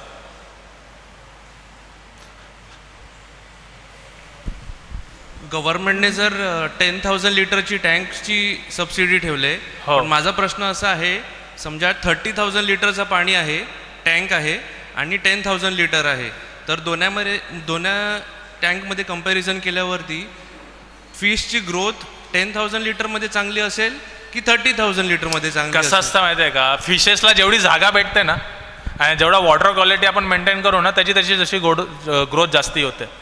पण आता जे क्रायटेरिया वरतून आले तर त्याला आपण जे क्रायटेरिया आहे त्याच क्रायटेरिया आपला सबसिडी हवी आपल्याला, तर आपल्याला जे क्रायटेरिया आहेत असं नाही की आपण 10,000 लिटरमध्ये आपण जेवढे सांगितले तेवढी क्वांटिटी काढू शकत नाही, आपण काढू शकतो. ॲज अ बिगनर जरी असला, तुमचं फर्स्ट टाइम असेल तरी तुम्ही 450 ते 400 किलो तुम्ही 10,000 लिटरच्या टँकमध्ये काढू शकता. 500ची लिमिट आहे, पण तुम्ही ॲज अ बिगनर तरी तुम्ही 450 ते 400 किलो 450 ही काढू शकता. म्हणजे समजा तुम्ही 400 सांगतायत 10,000 लिटर पाण्याचे, ओके, म्हणजे समजा 1 kg समजा आपण पकडलं फिश, 1 kg बायोमासचं फिश समजा आपण पकडलं, तर 1 kg फिशचं बायोमास रेडी होण्यासाठी म्हणजे असं काय हे आहे का, रेशो आहे का, तेवढं मिनिमम तेवढा पाणी पाहिजे वगैरे असं? तसंच बघा, आता जी आता वॉटर कॅपॅसिटी आहे, मी एकदम नॉर्मल ह्याच्यामध्ये सांगतो, 10,000 लिटर वॉटर कॅपॅसिटी होल्डिंग आहे, त्याच्यामध्ये 500 kilo 500 kg for 10,000 litre. 10,000 litres. हे इंडोनेशियामध्ये त्या लोकांनी प्रॅक्टिकली केलेलं आहे. अच्छा. मग असं इम्पॉसिबल नाही आहे, आपण करू शकतो. हो हो, म्हणजे आपण पण केलं, मीही केलेलं आहे, परेरा सरांनी पण केलेलं आहे. जर मी 10 टँक बांधल्या हां 10,000 लिटरच्या, तर त्याच्यातल्या 7 टँकसाठी सबसिडी मिळेल का? आता कसं आहे, मी त्याचा ऑफिशियल नाही आहे, तर मी त्या गोष्टी काय सांगू शकत नाही. ते म्हणजे आपण सरांच्या माध्यमातून आपण त्या सगळ्या गोष्टीचा फुल क्लिअरिफाय करू शकतो. अनिल सरांच्या माध्यमातून आपण म्हणजे जे क्रायटेरिया आहेत त्या सगळ्या गोष्टी, म्हणजे 7 टँकचे जर सबसिडी आहे आणि आपण जर पहिल्याच 10 टँकचे कन्स्ट्रक्शन केलं तर 7 टँकला सबसिडी भेटेल का? तर हे सगळे जे डाऊट्स आहेत ते आपण सरांशी पालघर ऑफिसमध्ये जाऊन आपण त्या सगळ्या गोष्टी.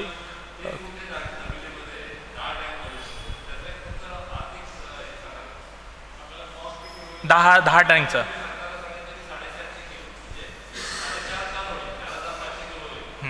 आता जर 10 टँकचं उदाहरण घेऊ आपण. 10 टँकचं कॅल्क्युलेशनसाठी पण सोपं जाईल आणि मी जे सांगतोय ते पण तुम्हाला कॅल्क्युलेशन सोपं जाईल. 10 टँकमध्ये आपण 7 महिन्याच्या ड्युरेशनमध्ये, लोक 6 म्हणतात पण मी 7 महिने लागतातच, 6.5 ते 7 महिने. तर त्याच्या ड्युरेशनमध्ये आपण जर 4 किलो एका टँक, 4च पकडतोय मी, 400 किलो पकडतोय, 500 नाही. 400 किलो जर आपण सक्सेसफुली हार्वेस्टिंग केली तर 10 टँकचे होतात ते 4 टन माल. 4 टन मालाचा आपण एकदम मिनिमम प्राईस पकडू 100 रुपये पर kg. त्याच्यापेक्षा जास्तीत जातो हे आपल्या सर्वांना माहिती आहे. कॅल्क्युलेशन इझी जावं म्हणून मी 100 रुपये पर kg पकडतोय. 4 लाख रुपये तुमचे होतात, 4 लाखच्या वरतीच होणार. पण मी तुम्हाला एक कॅल्क्युलेशन इझी जावं म्हणून मी 100 रुपये पर kgच्या हिशोबाने 4 टनचे होतात 4 लाख रुपये 6 ते 7 महिन्याच्या ड्युरेशनमध्ये. 10 टँक म्हणजे 1 लाख वॉटर होल्डिंग कॅपॅसिटीचा तुमचा प्लांट आहे. तर तुम्ही 4 टन माल काढला तर तुमच्या 100 रुपयाच्या हिशोबाने 4 लाखाची इन्कम. हां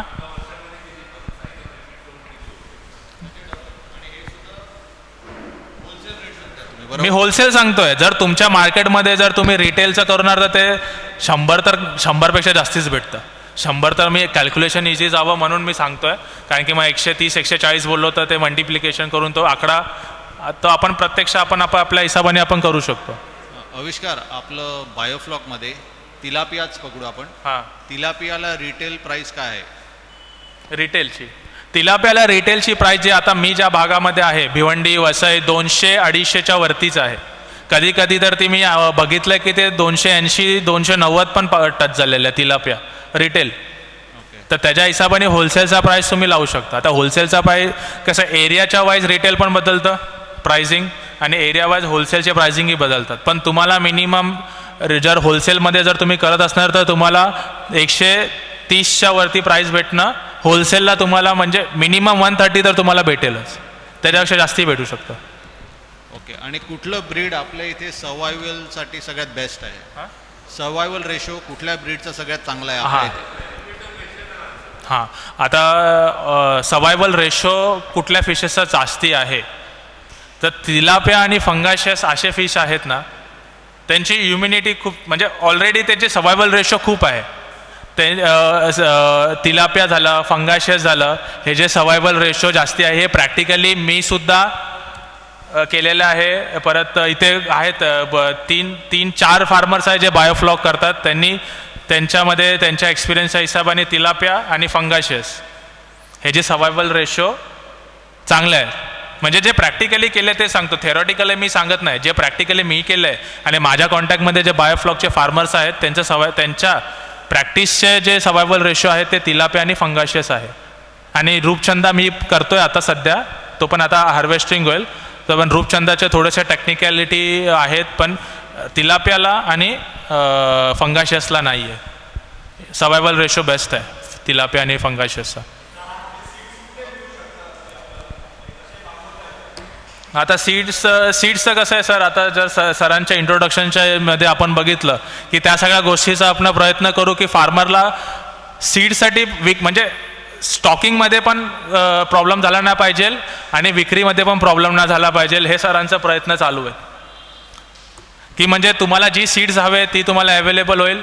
तुम्हाला स्टॉकिंग करायचं आहे, तुम्हाला स्टॉकिंग करायचं असेल म्हणजे इझी लोकांमध्ये फार्मर्सला फिश फार्मिंग हे इझी करण्यासाठीच आपण या सगळ्या गोष्टी करत आहे. फिश फार्मिंग जिताडा कसं आहे ना सर, खूप कमी लोकांनी केलेलं आहे आणि ती हाय व्हॅल्यू फिश आहे जिताडा. मग मी तुला जसं मी पहिल्यांदा सांगितलं की हाय व्हॅल्यू फिशेस तुम्ही करणार आहे त्याचं मार्केट कसं आहे. तुम्ही समजा 500 किलो काढला तर समजा तुम्ही 10 टँक्समध्ये 10,000 लिटरच्या वॉटर कॅपॅसिटीच्या 4 टन माल काढला. तुम्ही 7 महिने त्याला फीड दिलं, 7 महिने इलेक्ट्रिसिटी, 7 महिने लेबर, तर तुमचा तो माल तुम्हाला माहिती आहे की किती ड्युरेशनमध्ये खपला पाहिजे. हाय व्हॅल्यू फिश आहे, तो खपतोय ते आपल्याला बघणं खूप इम्पॉर्टंट आहे. कारण की माल आपल्याकडे राहता कामा नये. जेव्हा एक मार्केटेबल साईज झाली की तो माल आपल्या मार्केटमध्ये गेला पाहिजे, तरच ते कॉस्ट इफेक्टिव्ह होणार आहे, नाहीतर ते कॉस्ट इफेक्टिव्ह होणार नाही. म्हणून हाय व्हॅल्यू फिशेस करण्याच्या पहिला मी तर तुम्हाला सजेस्ट करेल की मार्केटची डिमांड किती आहे ते बघून करा. आणि हे तर तुम्ही जे तिलाप्या फंगाश आहे ते तर तुम्ही डोळे बंद करून करा, त्याला मार्केटची एक स्टडीची गरज नाही आहे. पण जसं सरांनी विचारलं जिताडाला 7 मंथ्समध्ये ग्रोथ किती मिळेल आपल्या बायोफ्लॉकमध्ये? 7 मंथ्समध्ये ग्रोथ किती होईल जिताड्याची ग्रोथ आहे ना, हे जो जिताडा झाला, सिंगी झाला, त्यानंतरला देसी मांगूर आहे, ह्या सगळ्या गोष्टी आहे ना 7 महिने नाही, मिनिमम 8 ते 9 महिने लागतात, त्याच्यापेक्षा जास्तीच जातात. हा ते पण गोष्ट आहे. तुम्हाला हाय व्हॅल्यू फिशेस करायचे आहे, जसं सिंगी झाला, देसी मांगूर आहे, जिताडा आहे, हे जर 6 ते 7 महिन्याचं कल्चर नसतं, हे मिनिमम 8 ते 9 महिन्याचं कल्चर असतं. तुम्हाला जी मार्केटेबल साईज पाहिजे त्याला ते कल्चर वाढतं. मग ह्या सगळ्या पॅरामीटर्स आहेत, ह्या सगळ्या पॅरामीटर्स ॲनालाइज करून मार्केटची स्टडी करूनच आपल्याला कुठला फिश कल्चर करायचा आहे ते स्पीशी निवडायची आहे. ओके, अजून एक प्रश्न. तुम्ही जे डिझीजबद्दल सांगितलं, जे आता सगळे बॅक्टेरियल किंवा फंगल डिझीज आहेत, ते स्प्रेड होण्याची शक्यता आहे की नाही? म्हणजे बायोफ्लॉकमध्ये कसं आहे ना, हां, आता जे टाईप्स मी सांगितले, बॅक्टेरियल, फंगल आणि पॅरासायटिकल जे आणि प्रोटोझोनल जे टाईप्स आहेत, types of diseases in fishes जे आहेत, ते काय बोलला सर तुम्ही? हां, ते बायोफ्लॉकमध्ये होण्याचे चान्सेस किती आहेत, स्प्रेड होणारे चान्सेस किती आहेत. आता जेव्हा तुम्ही जे पॅरामीटर्स आहेत, वॉटरचे जे पॅरामीटर्स आहेत, ते तुम्ही पुरा कल्चर मेंटेन करणार, तर माझ्या एक्सपिरियन्सच्या हिशोबाने तुम्हाला कुठल्याच टाईपचा डिझिजेस येणार नाही. कारण की हे मी माझ्या स्वतःच्या एक्सपिरियन्सनी सांगतो. हां, कुठे ना कुठे तुम्ही पॅरामीटर्सला कॉम्प्रोमाइज करणार ना, तिथे तुम्हाला डिझिजेस होण्याचे चान्सेस आहेत. ते किती पण मग तुम्ही प्रयत्न करा, ते तुमचे डिझिजेस येणारच. कारण की तुम्ही जे एन्व्हायरमेंट आहे तोच तर तुम्ही क्लीन ठेवणार नाही आहे, तुमचं जे पॅरामीटर आहे ते फुलफिल नाही करणार आहे, तर डिझीज येणारच. विनामी प्रॉन्स होते ना, पण विनामी, हां, पण त्याचं सर असं आहे की क्वांटिटी काढायचं ते प्रॅक्टिकली महाराष्ट्रामध्ये तर तेवढं प्रॅक्टिकल काढलं आहे कोणी, त्याचा एक डेटा तर नाही आहे सध्या तरी, पण हो प्रॅक्टिस करतात. म्हणजे आत्ता तर पायलट प्रोजेक्टच करतात, जे प्रॉन्स करतात ते पायलट प्रोजेक्टवरतीच आहे. Hello, production cost of tilapia per kg. Production cost sir ते डिपेंड करतं तुमच्या इलेक्ट्रिसिटीवर. तुमच्या इलेक्ट्रिसिटी किती येते, तुमच्या वर्करला तुम्ही मंथली किती देता, आणि तुमच्या सीडचा कॉस्ट किती झाला आहे. कारण की तो तुम्ही जेव्हा FCR काढणार, 1 kgचा मासा काढण्यासाठी तुमचं किती फीड गेलं आहे, किती जाणार. हां, तर समजा एक एक्झाम्पल घेऊ तुम्ही की 1 किलोचा मासा करायला तुमचा 700 ते 800 ग्राम फीड गेलं आहे. 0.7 FCR. 0.7 FCR, हो, तो FCR आहे. त्याच्यानंतरला मग तुमचे बाकीचे फॅक्टर्स आहेत. तुमच्या पर kgच्या मागे जेव्हा तुमचा इलेक्ट्रिसिटीचा तुम्ही ॲडिशनल विटामिन्स तर कसं आहे, जे प्रोटीन आपण देतो ना, त्याच्यामध्ये भरपूर प्रकारे त्यांचे जे रिक्वायरमेंट्स आहेत ते आपण फुलफिल करतो. फीड कॉस्ट सर, आता ते फीड कॉस्ट पर kg कसं आहे, आता आपण जेव्हा मासा लहान असतो तेव्हा आपण कुठला देतो, 2 mm चा फीड देतो. समजा एक स्पेसिफिक आपण 2 mm पकडू, त्याचं 25 KGचा बॅग आहे. आता एक 25 KGचा बॅग आहे, त्याचे डिफरंट प्राइसिंग आहे. That is pre starter is there, starter and finisher. नाही, मला ऑडिबल नाही. हां तेच हो हां. मग त्याच्यामध्ये कसं आहे, तर तुम्ही काय काय गोष्टी यूज केल्यात, काय काय युटिलाइज केल्या तुमच्या प्लांटमध्ये, हा FCR सोडून त्या ज्या गोष्टी आहेत ते तुम्हीच कॅल्क्युलेट करू शकता. FCR मी तुम्हाला सांगू शकतो की एवढा FCR आहे. मग आता तुम्ही लेबर किती रुपयावरती तुम्ही लेबर ठेवताय मंथली बेसिस, मग त्याच्यानुसार तुम्ही कॅल्क्युलेट करू शकता की एका KGला मला किती पैसे लागले. But what is the cost of per KG feed? 50 rupees, 45 rupees, 35 rupees. Cost of per KG feed. Per KG feed ते स्पीशीजवरती व्हेरी होतं. For tilapia and pangasius, for tilapia and pangasius जे व्हेरी होतं ते 50 rupees per KG I guess. Means 50 into 8, 0.8 kg ना, 0.8 800 grams per 50 into 8 means 40 rupees per kg tilapia. हां पर KG 50. 1 किलोचा मासा करण्यासाठी तुम्हाला 40 rupees feed is required for 1 kg tilapia. Volume खूप हे होतं. 40 kg feed is required, 40 rupees is required ना for 1 kg feed. हां correct. That only I have done. Yeah, that only I have done. 40 rupees, na? That is simply. Yeah, plus additional labor charges, electricity, that is extra, na?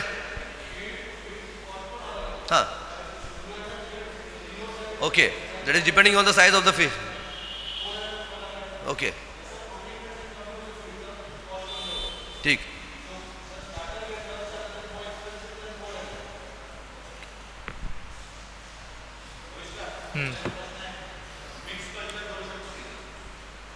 Mix आता ह्यांचा असा प्रश्न होता की आपण mix culture करू शकतो, जसे डिफरंट स्पीशीज आहेत, आतले कुठले स्पीशीज आपण एकत्र करू शकतो. पण बायोफ्लॉकमध्ये मी असं असतं की ते आपण वेगवेगळ्या स्पीशीज केलेलंच बेटर असतं. हा आपण तलावामध्ये रोहू कटला आणि खालती बेसवरती प्रॉन्स राहतं म्हणून आपण त्या गोष्टी करतो. पण आपल्याला जर कमर्शियली करायचं असेल बायोफ्लॉक तर आपण मिक्स कल्चर मोस्टली अवॉइड केलेलं असेल तर ते बरं असेल. आपण असे स्पीशीज आहेत जे एकत्र केले तर होतात. आम्ही फंगाशियस आणि रूपचंदा एकत्र करून कल्चर केलेलं आहे.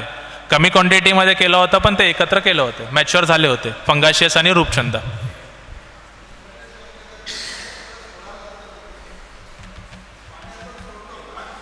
हां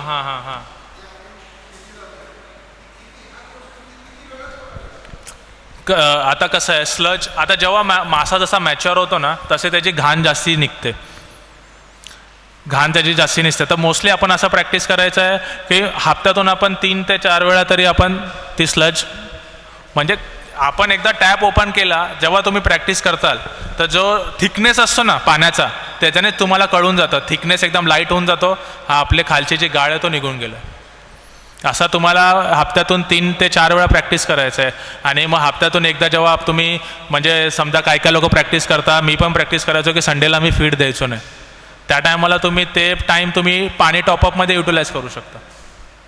जेवढं पाणी आपण वीकली जे आपण कमी केलं ते टॉपअप करू शकतो. ते जास्तीत नसणारच आहे. आपण जास्तीत 10 सेकंडसाठी आपण ओपन करतो, स्लज एकदा आपला दिसला निघाला आपण बंद करतो. 10 सेकंड एका दिवसाला आपण 5% 10% तर सर कसं आहे, 10% तर पूर्ण आपल्या कल्चरमध्ये आपण अजून एक्स्ट्रा 2000 टाकतो, म्हणजे ते 20% पुरा कल्चरमध्ये तुमचं टॉपअप होतो. जर तुम्ही कुठल्याही प्रकारचा आपल्या फिशेसला काही इश्यू झाला नाही, हां कधी काय आपल्या डिझिजेस झाले तर आपल्याला 50-60% पाणी खाली करून त्याला मॉनिटर करून त्याला ट्रीटमेंट करून परत टॉपअप करतो, that is a different thing. तुम्ही प्रॉपरली पूर्ण कल्चर केलं तर तुम्हाला बायोफ्लॉक म्हणजे तेच आहे की zero to minimum exchange of water, हेच बायोफ्लॉक आहे की minimum to zero exchange of water. Excuse me, hello, yes, जर तुम्ही सांगितलं की डिझीज होतात फिशेसला, तर जर कधी डिझीज झालाय then what should we do? आता कसं आहे, तो एक पूर्ण वेगळा म्हणजे डिझीजसाठी आपल्याला तर एकदम म्हणजे खूप वेगळा सेमिनार घ्यावा लागेल की ते डिझीजेस कुठल्या टाईपचे असतात, ते होतात कसे आणि त्याला आपण टॅकल कसं करायचं. तो एक खूप मोठा चॅप्टर आहे. तर मी थोडक्यात सांगतो की ओळखायचे कसे आतासाठी, की जेव्हा मासे आहे ना, मासे कधी पण आहे ना झुंडमध्ये फिरतात, ग्रुपमध्ये फिरतात. तो ग्रुप सोडून जे मासा असतो ना, त्या माशाला काहीतरी इश्यू असतो. जेव्हा तुम्ही फीडिंग करता ना, तुमच्या माशाची स्पीड तुम्हाला कळते, माशाच्या खाण्या इंटेकने तुम्हाला कळतं की तुमचे मासे किती हेल्दी आहेत. तसं तुम्हाला ओळखायचं आहे. तशाच प्रकारे मग आपण त्याला मॉनिटर करतो. जे साईडला गेलेले मासे आहेत तर त्याच्यामध्ये आपण बाहेर काढून जसे टाईपचे मी तुम्हाला बॅक्टेरियल, फंगल किंवा काय दुसऱ्या ड्रॉप्सी आहे, या सगळ्या गोष्टी आपल्याला ते एक्झामिन करायच्या आणि त्या प्रकारे त्या टँकमध्ये किंवा त्या कल्चर टँकमध्ये आपल्याला त्या प्रकारे आपल्याला टॅकल करायच्या आहे त्या गोष्टी. त्यासाठी तो पूर्ण एक डिफरंट चॅप्टर होऊन जातो, डिझीज अँड डिझीज मॅनेजमेंट. तो खूप वास्ट आहे, तो आता कव्हर करणं पॉसिबल नाही आहे. वसईमध्ये इलेक्ट्रिसिटीचा खूप प्रॉब्लेम आहे, तर त्याच्यासाठी काय सोल्युशन आहे? कारण याला कंटिन्युअसली इलेक्ट्रिसिटीची गरज असते. वसईमध्ये ना तुम्ही कुठेही बायोफ्लॉक करा, तुमचा जो पॉवर आहे, बॅकअप आहे इलेक्ट्रिसिटीचा, तो खूप स्ट्रॉंग पाहिजे. मग त्याच्यासाठी तुम्ही इन्व्हर्टर ठेवताय की जनरेटर ठेवताय, तो इंडिव्हिज्युअल कॉल आहे, पण तुम्हाला बॅकअप हवाच, ऑक्सिजन बॅकअप. कारण की एरिएशन आहे तरच आपले जे सायकल आहे ज्याच्याने आपले फ्लॉक रेडी होतोय ते होणार आहे, नाहीतर एरिएशन नंतर नाही होणार. आणि ते सर्वायवल पण, कारण की आपण हाय इंटेन्सिव्ह फार्मिंग करतोय. एका 10,000 लिटरमध्ये आपण 500 किलोचे 400 किलो मासे काढायचा विचार करतोय. ते हाय इंटेन्सिव्ह फार्मिंग आहे. त्याच्यामध्ये तुम्हाला एरिएशन हे कंपल्सरीच आहे, आणि एरिएशन कंपल्सरी आहे. तुम्हाला इलेक्ट्रिक सोर्स हा मॅन्डेटरी आहे. तुम्हाला ते बॅकअप तो आपल्या हिशोबाने, कोण इन्व्हर्टर, माझ्याकडे इन्व्हर्टर आहे आणि इन्व्हर्टरच्या बॅकअपसाठी जनरेटरही आहे. सो बेसिकली जर डिझीज असतील and if the fish catches diseases, so there are ways to prevent cure them or no? जर फिशला डिझीज झाली कुठली तर आपण त्याला क्युअर करू शकतात की नाही करू शकत? करू शकतो ना क्युअर. आता ह्या डिझीजेस जसं आपल्याला डिझीजेस होता we can cure. There are some diseases जो आपण कव्हर नाही करू शकत, क्युअर नाही करू शकत. डिझीजेस आहेत तर ते क्युअर होतात, फक्त त्याला मॉनिटरिंग खूप इम्पॉर्टंट आहे. आणि डिझीज न होणे हाच आपला मोटो असणार पाहिजे. Precaution is better than cure. जो फंडा आहे तोच आपल्याला वापरायचा आहे. आपल्याला आपल्या माशांना डिझीज व्हायला द्यायचेच नाहीत, की आपण असं काय करायचंच नाही आहे, की लक्ष द्यायचं आहे, आपल्याला मॉनिटर करायचं आहे. त्यांचं जे सराउंडिंग आहे ते बेनिफिशरी ठेवायचं आहे त्यांच्यासाठी, ते आपल्याला ग्रोथ देणार. And that will be beneficiary for us. Surrounding आपण त्याला बेनिफिशरी द्या, फिशेस मोठे होणार, आणि फिशेस मोठे झाले की that will be beneficiary for us. Diseases tackle होतात, पण आपल्याला प्रिकॉशनच असे घ्यायचे आहेत की डिझीजेस नाही झाले पाहिजे. अँड वन मोर थिंग, माझी स्टॉकिंग किती आहे हे मला एक्झॅक्टली कसं कळणार? म्हणजे मी जर 10,000 लिटरमध्ये 2,000 फिश सोडले असतील, नंतर मॉर्टॅलिटी किती झाली आहे? आता कसं आहे, आता त्यांनी विचारलं की स्टॉकिंग आहे, स्टॉकिंग मी एवढी स्टॉकिंग केली आणि त्याला मॉनिटरिंग कशी करायची. एक्झॅक्टली की हार्वेस्टिंग करायच्या टायमाला मला कळायला पाहिजे की एक्झॅक्ट अमाऊंट माझी हार्वेस्ट झाली पाहिजे. तर त्यासाठी आपण जसा डेटा ठेवतो नॉर्मल, तसा आपल्याला डेटा ठेवायचा. तुम्ही आता समजा एक एक्झाम्पल तुम्हाला दिलं तर 1000 लाईनचा मासा, 1000 लाईनचा मासा म्हणजे 1000 मासे 1 किलोमध्ये, म्हणजे तुमचा बॉडी मास किती आहे? 1 kg. जेव्हा तुम्ही स्टॉकिंग केलं तेव्हा तुमचा बॉडी मास किती होता? 1 kg. तुमचा मासा किती ग्रामचा आहे? 1 ग्रामचा आहे. तुमचे 10 मासे मेले म्हणजे किती ग्राम मेले? 10 ग्राम. उरले किती? 990 ग्राम. त्या हिशोबाने आपण कॅल्क्युलेट करणार. आपल्याला मॉनिटरिंग, म्हणून तर बोला मॉनिटरिंग इम्पॉर्टंट आहे, आणि इझी मॉनिटरिंग आहे. कारण की जेवढे मासे वरती येणार प्रत्येक टँकचे आपण we can count it, we can record that. At the end of the day तुम्ही 1000 मासे टाकले, तुमच्या पुऱ्या 6 महिन्याच्या कल्चरमध्ये 100 मासे मेले म्हणजे 900 मासे तुमचे आहेत त्याच्यामध्ये. आणि त्याच्याच प्रकारे तुम्हाला बॉडी वेटच्या अनुसार फिडिंगही करायचं आहे. फिडिंग जेव्हा तुम्ही करणार आपल्याला बॉडी वेटच्या अनुसार करायचं आहे, ते पण आपण तसंच कॅल्क्युलेट करणार आहे. 1 किलोमध्ये आपले मासे किती बसतात, माझे मासे आहेत किती? 100 मेले, 900 मासे आहेत. आता 2 महिन्याच्या नंतरला आपला एक मासा 100 ग्रामचा झाला. एक एक्झाम्पल देतो, 100 ग्रामचा मासा झाला तर तो 900 मासे आपले उरलेत. म्हणजे 900 मासे उरलेत म्हणजे ते किती झाले? 100 मेले, 900 उरले, 18 किलो. तर 18 किलो मासा आहे तर आपल्याला त्याचा बॉडी वेट काढून 4% ऑफ बॉडी वेट आपल्याला जर द्यायचं आहे तर 18चे 4% किती होतात तेवढं आपल्याला फीडिंग करायचं आहे. म्हणजे इझी आहे कॅल्क्युलेशन. म्हणजे तुम्ही जे बोलला ना की कसं मॉनिटर करणार आणि मला कसं कळणार की मी एवढे मासे टाकले, माझं प्रोडक्शन किती होणार आहे. मॉनिटरिंग इझी असल्यामुळे तुमची मॉर्टॅलिटी किती झाली आहे ते तुम्हाला कळतं, तुम्हाला त्याचा डेटा ठेवता येतो, तुम्हाला प्रत्येक माशाचं वेटचा डेटा ठेवता येतो आणि त्याच्या हिशोबाने आपण ते कॅल्क्युलेट करणार आहे.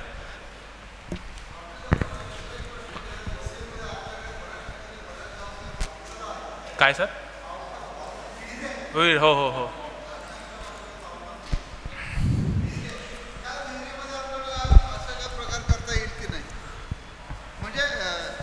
पॉन्ड म्हणजे फ्रेश वॉटर ना, फ्रेश वॉटर, बावडी, वेल वेल वेल, खड्डे. हां हां हां हां, तुम्ही करू शकता. त्याच्यामध्ये तुम्हाला जे टँक्स आहेत जे, पण कसं आहे सर ते तुम्हाला जास्ती कॉस्टिंग पडतं. पण तुम्हाला तरी मी सांगून देतो की कसं आहे त्याच्यामध्ये तुम्ही केलं ना तुम्हाला मॉनिटरिंग इझी होणार नाही आणि तुम्हाला कधीच कळणार नाही की तुमची water capacity, holding water capacity किती आहे. एखादा तुम्ही 10,000 लिटरचा टँक जरी आणला तरी तो 10,000 पूर्ण नाही टाकणार ना, रस्त्यामध्ये पडणार खूप सारं पाणी. तुम्हाला त्याची वॉटर कॅपॅसिटी किती आहे ती कळणार नाही तर तुम्ही बाकीच्या गोष्टी कशा काय करणार. वॉटर कॅपॅसिटी कळू शकेल कारण सांगतो तुम्हाला. हां, त्याच्यामध्ये पण आपल्याला मेथड्स आहेत, त्याच्याने डेप्थ वगैरे आपण हे करून आपण एक वॉटर कॅपॅसिटी काढू शकतो. पण जे एन्व्हायरमेंट बायोफ्लॉकसाठी आहे, जे आपल्याला हवं ते तिथे कुठं ना कुठं तुम्हाला कठीण होऊन जातं सगळ्या गोष्टी. स्लज तुम्ही कसा काढणार, सगळ्यात मेन स्लज आहे. त्याच्यानंतरला समजा 5 फूट, आता ठीक आहे तलावामध्ये आपण खूप जास्ती हाईट असेल तरी आपण हार्वेस्टिंग करतो, पण आपल्याला कॉस्ट इफेक्टिव्ह पाहिजे ना. इथे 2 माणसं हार्वेस्टिंग करता, मी उतरतो, मी एका माणसाला घेतो आणि अख्खे 10,000 लिटर खाली करून 400-500 किलो आम्ही दोघंच काढतो. कॉस्ट इफेक्टिव्ह आहे ना. तिथे तुम्हाला काढायचं असेल तुम्हाला वर्कर जास्ती लागतील. आपल्याला कुठे ना कुठे कॉस्ट वाचवायचं, तिथे जाऊन आपला नेट प्रॉफिट हा वरती जाणार आहे.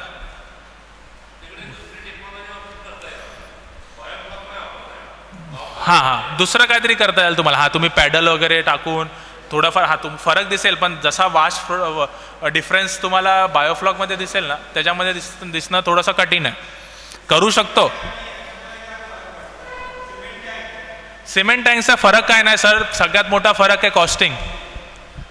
सर्वात मोठा फरक आहे कॉस्टिंग. त्याच्यानंतरचा बघायला गेलं तर आता आपण किती पण मजबूतीचं काम केलं, चला इकडे चांगलं काम झालेलं आहे, कुठे काय क्रॅक दिसत, कुठे पण किती पण आपण बघितलं चांगलं मजबूतीचं काम केलं कधी ना कधी क्रॅक पडतात. सिमेंटच्या बांधकामाला क्रॅक पडतात. तुमचा चालू कल्चर आहे आणि चालू कल्चरमध्ये तुमच्या सिमेंटला टँक पडणार आहे तर ते किती स्ट्रेसफुल आहे. हा सर्वात हे आहे, कारण की क्रॅक पडणारच आहे. तो तुमचा कल्चर मग तुम्हाला खूप स्ट्रेसफुल जाणार आहे. इथे तसं नाही आहे. इथे तुमचा समजा काही एक अनफॉर्च्युनेटली उंदराने ताकरलं काय केलं तो शेवटी तो हेच आहे, तारपुलीन आहे. आपल्याला त्याला स्टिक करून आपण ते मेंटेन करू शकतो. तुम्हाला ते करण्यासाठी तुम्हाला पूर्ण टँक खाली करावं लागेल तर ते प्रोसेस तर खूप हॅक्टिक प्रोसेस होऊन जाते.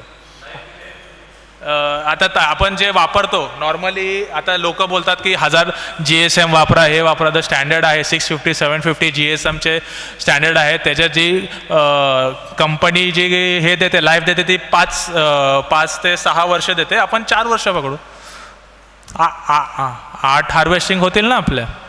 कंपनी 5 देते, आपण 4 पकडू. ते डिफर करतं, प्रत्येक कंपनीचं वेगवेगळं असतं.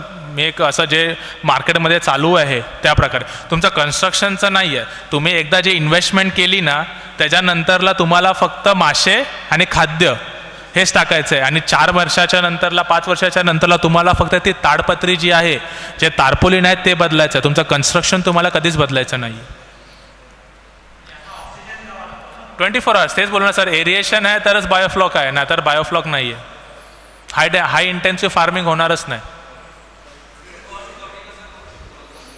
फीड कॉस्ट कमी करतोय म्हणून तर आपण बायोफ्लॉक करतोय. ती प्रोसेस सांगतो मी. हो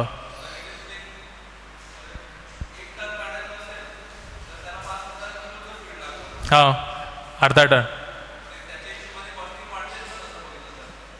तर तुम्ही 100 रुपयाच्या हिशोबाने पकडताय ना, 100 रुपयाच्या हिशोबाने कम्पेअर करताय.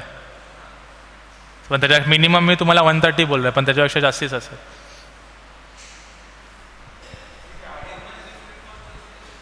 सर कसं आहे ना, फंगाशियस तुम्ही करताल ना, तुम्हाला मिनिमम सगळं काढून तरी तुम्हाला ना 38 to 40 रुपीज पर kg निघते. दुसरा माझा प्रश्न ओनिल साहेबांना आहे. ओनिल साहेब, हे आता सर्व इंटरेस्टेड लोक आहेत सगळं, आणि ह्याच्यासाठी आपण म्हणजे मार्केटिंगसाठी काय प्रयत्न करता येईल की नाही, की म्हणजे त्यांचा जो माल निघेल तो आपल्याला कुठे चांगल्या ठिकाणी त्यांनाही भाव मिळू शकेल चांगला आणि विकता येईल चांगल्या प्रकारे. आता जो रेट यांनी आविष्कारने सांगितलेला आहे तो फक्त 130 रुपये सांगितलेला आहे. प्रिन्सले आता जो माल विकतो तो 250 ते 250 रेटने विकतो रिटेल, आणि पाहिजे तेव्हा तुम्ही काढू शकता. म्हणजे आपल्याकडे बघितलं की आमच्याकडे पण काही तलाव हे करून त्याच्यातनं मच्छी विकतात, त्यावेळेला समोरनं फोन करून येऊन जागेवर घेऊन जातात, म्हणजे रिटेल भाव मिळतो. आपण होलसेलचा भाव घेतलेला आहे, तर जास्तीत जास्त भाव मिळण्यासाठी विक्री व्यवस्था कशी करता येईल ते आपण बघू. आविष्कारने आता बेसिक माहिती दिलेली आहे, किती लोकांना इंटरेस्ट आहे प्रकल्प राबवण्यामध्ये, त्यांनी नावं देऊन डिटेल ट्रेनिंग त्यानंतर करणार, जागेवर येऊन त्याचं कन्स्ट्रक्शन, टँक बनवणं, त्याच्यासाठी काय खर्च येतो. मला माझ्या हिशोबाने समजा मार्जिन किती आहे हा त्यांचा विषय होता. 3 गुंठ्याचं जे मॉड्यूल आहे, मगाशी जी माहिती दिली त्याच्यामध्ये 10 टाक्या होतात आणि 400 रुपये किलो सांगितलं तरी 4 टन माल 7 महिन्यामध्ये होतो. म्हणजे तुम्ही जर डबल पकडला तर 4 ते 4चा 8 नाही होणार, 7 टन पकडा. मग 7 टनच्या हिशोबाने तुम्ही रिटेल आणि होलसेल ह्याचा हिशोब केला तर मार्जिन वगैरे जे आहे ना, ते मला वाटतं तुमचं प्रॅक्टिकल जे होईल त्यावेळेला तुम्ही विचारा. मार्जिन चांगली आहे, हा स्वतः इकडे करतोय आणि त्याच्यामध्ये मॉर्टिलिटी कमी आहे. जास्त करून सिलोन जे आपल्याकडे वापरतात ते, आणि त्याला सेल पण चांगला आहे. दुसरा तुमचा कुठला मासा आहे तो बासा फिशचं पण कॅल्क्युलेशन चांगलं आहे, त्याच्यामध्ये पण मॉर्टॅलिटी कमी आहे. आणि मग ते पोशे वगैरे किंवा कोलंबीचं जे आहे ना ते आपण बघू, ते अजून काय ह्यांनी केलं नाही. ते जास्त करून बाहेर तलावामध्ये करतात किंवा खाडीमध्ये करतात. तो विषय सध्या समोर आपल्या आहे तेवढ्या विषयावरच आपण डिस्कस करू असं. आणि सबसिडी आपण बाजूलाच सोडतो सध्या. सबसिडी येईल ती एक्स्ट्रा डोक्यात ठेवा, ती येणार, आपण करून घेणार. मत्स्य आता असलम शेख मिनिस्टर आहेत, त्यांनी सांगितलेलं आहे की आपण देऊ, परंतु सबसिडीवर अवलंबून नाही राहायचं. सबसिडी तुम्हाला सुरुवातीला जे काही धक्का लागेल त्याच्यासाठी आहे, नंतर लॉंग टर्मसाठी सबसिडी डोक्यात घेऊ नका. सबसिडी येईल तो बोनस, म्हणजे याचं सेल्फ कॅल्क्युलेशन जे आहे ना त्याच्यावर आपण काम करायचं. सबसिडी मिळेल ती बोनस असं धरून चाल. आपण सबसिडी मिळवून देणार सर्वांना, परंतु फक्त सबसिडीवर राहून नाही चालायचं. मग आपण बेसिक जो बिझनेस आहे त्याच्यावर दुर्लक्ष होणार असं. नाही, हे आता एका वेळेला हे जे आता आम्हाला ज्या वेळेला ऑनलाईन टाकलं त्यावेळेला हजारो लोकांचे इंटरेस्ट आहे. ऑनलाईन त्यांना सर्वांनाच आता गेलं नसेल तर याचं रेकॉर्डिंग करून आपण ऑनलाईनला टाकणार. खूप लोकांना इंटरेस्ट आहे. रोजगार निर्मितीचा जे काय आश्वासन केंद्रीय सरकारने दिलं होतं ते सर्व फ्लॉप केलेलं आहे. त्यामुळे लोकांना रोजगार पाहिजे लॉकडाऊनमध्ये, आणि याच्यात मॅनपॉवर पण लागत नाही. मॅनपॉवर कमीत कमी मॅनपॉवरमध्ये करणारा हा व्यवसाय आहे. आणि मार्केटिंग आपल्याकडे तर 12ही महिने उत्पन्न आपण प्लॅन करू शकतो. कुठल्या टाकीत तुम्ही फीड कधी सोडायचं, सीड्स कधी सोडायचे तुम्ही प्लॅन करू शकता की तुम्हाला 12ही महिने उत्पन्न मिळेल. आणि सर्वांचं उत्पादन ज्या वेळेला सुरू होईल त्यावेळेला सेंट्रलाइज मार्केटिंग करून कसं काय करता येईल ते बघू. आपण आपली संस्था आहे ना त्याच्यामध्ये, आपण सर्वांना सहकार्य करणार, मार्गदर्शन करू. बेसिकली आपल्या कंपाऊंडला लागून असलेल्या जागेमध्ये 3 गुंठे जागेमध्ये जे आहे ना त्याच्यामध्ये 50,000 उत्पन्न महिन्याला मिळेल असं कॅल्क्युलेशन मी घेतलेलं आहे. ते कॅल्क्युलेशन कोणाला समजलं नाही तर आपण समजून सांगू, म्हणजे असं एकदा सुरू झाल्यानंतर. अजून कोणाचे प्रश्न असतील तर विचारा. आणि मला वाटतं पुढचं आपलं सेमिनार तुम्ही डिटेल सेमिनार घेणार आहेत, आणि एखाद्याला प्रकल्प करायचा असेल तर कुठल्या पद्धतीने तुम्ही मार्गदर्शन करणार याविषयी माहिती द्या. 5-10 मिनटात म्हणजे आपण क्लोज करता येईल. आता तुम्ही त्याच्यामध्ये काय काय करणार, म्हणजे सेटअप करून देणार, ट्रेनिंग देणार, नंतर पुढे काय प्रॉब्लेम झाले तर हेल्प करणार, कसं करणार ते पण थोडं गाईड करा. आता सरांचं आणि आमचं जसं डिस्कशन झालेलं त्याप्रकारे आता हा जो सेमिनार हा होता इंट्रोडक्शनचा पार्ट आपण बोलू शकतो की बायोफ्लॉक वर्ल्डमध्ये थोडाफार मी तुम्हाला इंट्रोडक्शन केलं आहे. आता ह्याच्यानंतरचा पार्ट आहे तो आहे इन डिटेल ट्रेनिंग. मी तुम्हाला जे आता पॉईंट सांगितले आहेत, जसं तुमचं नाव काय?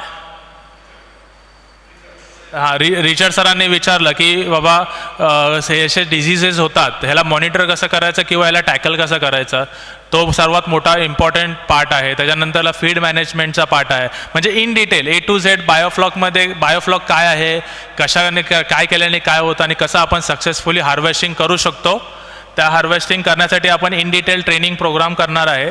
आणि त्याच्या व्यतिरिक्त ट्रेनिंग गेल्याच्या नंतरला जर तुम्हाला कुठे कन्स्ट्रक्शन करायचं असेल तर त्याचा कन्सल्टंट झालं.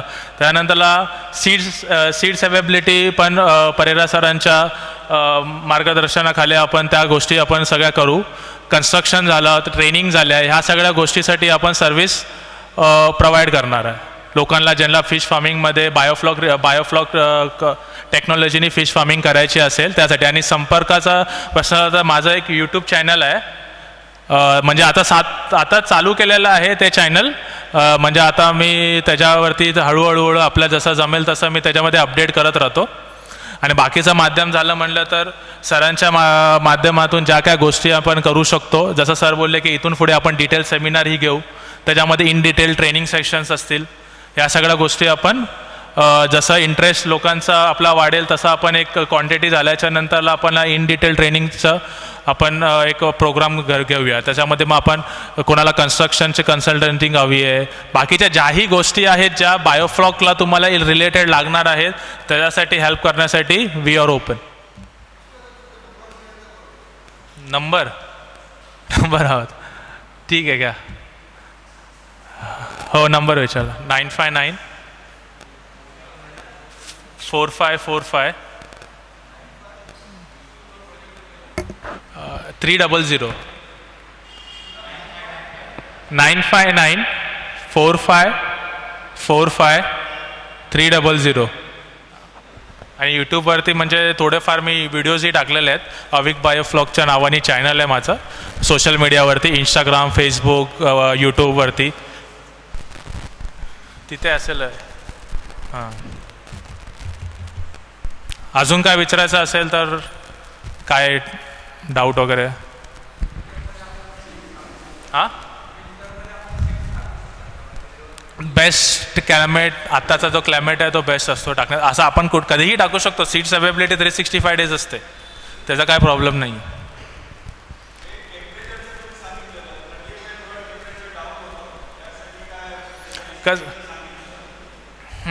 कसं आहे ना सर, टेम्परेचर हा सहजासहजा डाऊन होत नाही. तर सहजासहजा तुमचा टेम्परेचर डाऊन झाला तर आपण काय करू शकतो, फक्त विंटरमध्ये टेम्परेचर डाऊन होतं बरोबर.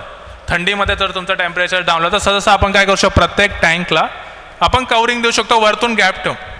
त्याचं कॉस्टिंग वाढत नाही तुमची. आणि गरमीमध्ये जर तुमचं गरम झालं पाणी तर आपल्याला काय करायचं आहे, थोडंसं पाणी खाली करायचं आहे, नवीन फ्रेश वॉटर ॲड करायचं आहे, तो टेम्परेचर तुमचा मेंटेन. हे सहजासहजा तुम्हाला प्रॅक्टिस करायला म्हणजे होत नाही, कारण की तेवढं फ्लक्च्युएशन येत नाही. ते 10,000 लिटरचं पाणी असतं. माझी सर्वांना सूचना राहील, हा फक्त इंट्रोडक्टरी सेशन होता. एकदम 2 एकर 4 एकर 5 एकरमध्ये जाऊ नका. तुम्ही स्वतः 1-2 प्रोजेक्ट करा, ह्यांचं मार्गदर्शन घ्या. त्यानंतर तुम्ही रिपीट करू शकता, डबल करू शकता, 4 पट करू शकता. जागा बऱ्याच जणांकडे आहे. मगाशी जे विजय पाटलांबरोबर आले होते ते एकाची 10 एकरमध्ये करायचं. बरं, घाई करू नका, 10 एकरमध्ये नका करू. पहिलं तुम्ही 10-15 गुंठ्यात बनवा, टाकी बनवा, तुमचा अनुभव काय आहे तो घ्या. त्यासाठी मार्गदर्शन मिळेल ना तुम्हाला. तुम्हाला सीड जाणून मिळतील, त्याच्यावर काय काय समजा फंगस येतात, काय काय रोग येतात, त्याच्यावर काय केलं पाहिजे, स्वतः अनुभव घ्या. कदाचित आपण सोलारचा देखील वापर कसा करता येईल, सबसिडी किती मिळेल, काय मिळेल हे पण आपल्याला अनुभव येईल. त्यानंतर तुम्ही जंप मारा. एकदम मोठ्या प्रोजेक्टकडे जाऊ नका. म्हणजे मोठ्या प्रोजेक्टसाठी जायला काय प्रॉब्लेम नाही, क्लिअर आहे, परंतु स्वतः अनुभव घ्या. कारण तुमच्याकडे हे काय पूर्ण वेळ नाही येणार ना, तुम्हाला मार्गदर्शन करणार. आणि आजचं मार्गदर्शन ह्या व्यवसाय करण्यासाठी सफिशियंट नाही आहे. तुम्हाला डिटेल मार्गदर्शन शिबिर आयोजित करा, त्याची काय फार फी नसणार, लिमिटेड फी ठेवणार आणि त्यानंतर तुमचा प्रोजेक्ट करायचं तुम्ही डिसिजन घ्या. आज जेवढे जण आलेले आहेत, आता ऑनलाईन बऱ्याच लोकांना करायचं आहे सांगतात ते, पण इकडे प्रत्यक्ष येतात ते आणि ऑनलाईन मार्गदर्शन मिळते ते फरक आहे. हे जागेवर येणार, मार्गदर्शन देणार. आता प्रिन्सले आहे, प्रिन्सलेने स्वतःला केलेलं आहे, पण त्याच्या अगोदर ऑनलाईन जाऊन त्यांनी स्टडी जी केलेली आहे ती तुम्हाला करायची गरज नाही ना. तो तुम्हाला येऊन सांगणार काय त्याचा अनुभव आहे. त्याने एवढी वर्ष घालून त्यानंतर आता सक्सेस केलेला आहे. त्यामुळे तुम्ही तो अनुभव जो आहे तो तुम्ही स्वतः घ्या आणि त्यानंतर तुम्ही वाढवा. डबल 4 पट जे काय करायचे ते नंतर वाढवा. ज्यांना प्रोजेक्ट करण्यामध्ये इंटरेस्ट आहे, तुम्ही नावं दिलेली आहेत, तर त्याच्यामध्ये कन्फर्मेशन करा. मग त्यांना तसे ते कॉन्टॅक्ट करतील किंवा पुढचं ज्या वेळेला शिबिर असेल त्यावेळेला ते पूर्ण दिवसाचं असणार. हे आता फक्त तासाचं 1 तासाचं आपलं शिबिर झालं. त्याच्यामध्ये डिटेल तुम्हाला नोट देण्यात येतील, रिटर्न नोट, काय तुम्हाला व्हिडिओ दाखवायचे असतील ते पण दाखवतील. ते ट्रेनिंगमध्ये पूर्ण दिवसाची ट्रेनिंग असेल आणि अर्धा दिवस प्रॅक्टिकल याच्याकडे आहे ना. याच्या कंपाऊंडमध्ये मासे आहेत, टाक्या आहेत, सर्व बघायला मिळणार. तर त्या प्रोग्राममध्ये कुणाला सहभागी व्हायचं आहे त्यांची नावं तुम्ही नोंदणी करा. म्हणजे आजचा आपला जो काही इंट्रोडक्टरी सेशन होता त्याचा खऱ्या अर्थाने लाभ झाला असं मी समजेन. असं तर अजून कोणाचे प्रश्न नसतील तर आभार प्रदर्शन आमचे व्हाईस चेअरमन आहेत ते करणार. कोणाचे प्रश्न आहेत का? फक्त जाताना तुम्ही नाव नोंदणी करून जा की बाबा मला इंटरेस्ट आहे. यांच्याशी चर्चा तुम्ही करू शकता, काय प्रॉब्लेम नाही. त्यांचा नंबर पण तुम्हाला मिळेल. परंतु सीड्स कुठून घ्यायचे, काय करायचे ती व्यवस्था आपण संस्था पण करणार. सुखसंपत्ती संवर्धक सहकारी सोसायटी पण मदत करणार, सबसिडी मिळवण्यासाठी मदत करणार. पण सुरुवातीला एकदम मोठ्या प्रोजेक्टसाठी जाऊ नका. ज्यांना अनुभव असेल, अनुभव आल्यानंतर तुम्हाला कॉन्फिडन्स येईल, मग तुम्ही जाऊ शकता त्याच्यामध्ये. आविष्कार अजून काय क्लोजिंग नोट? ते आभार मानतो. नाही, डन डन. हां, ते एक लास्ट काय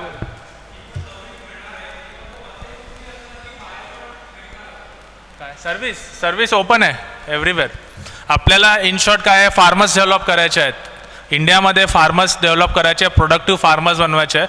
तर सर्व्हिस आपल्याला जिथपर्यंत आपल्याला फार्मरशी पोचता येईल तोच आपला मोटिव्ह आहे. आपला मोटिव्ह हाच आहे की आपल्याला फार्मर, फिश फार्मिंग ह्याला एक वेगळ्या स्टेजवरती घेऊन जायचं आहे. That's it. थँक्यू.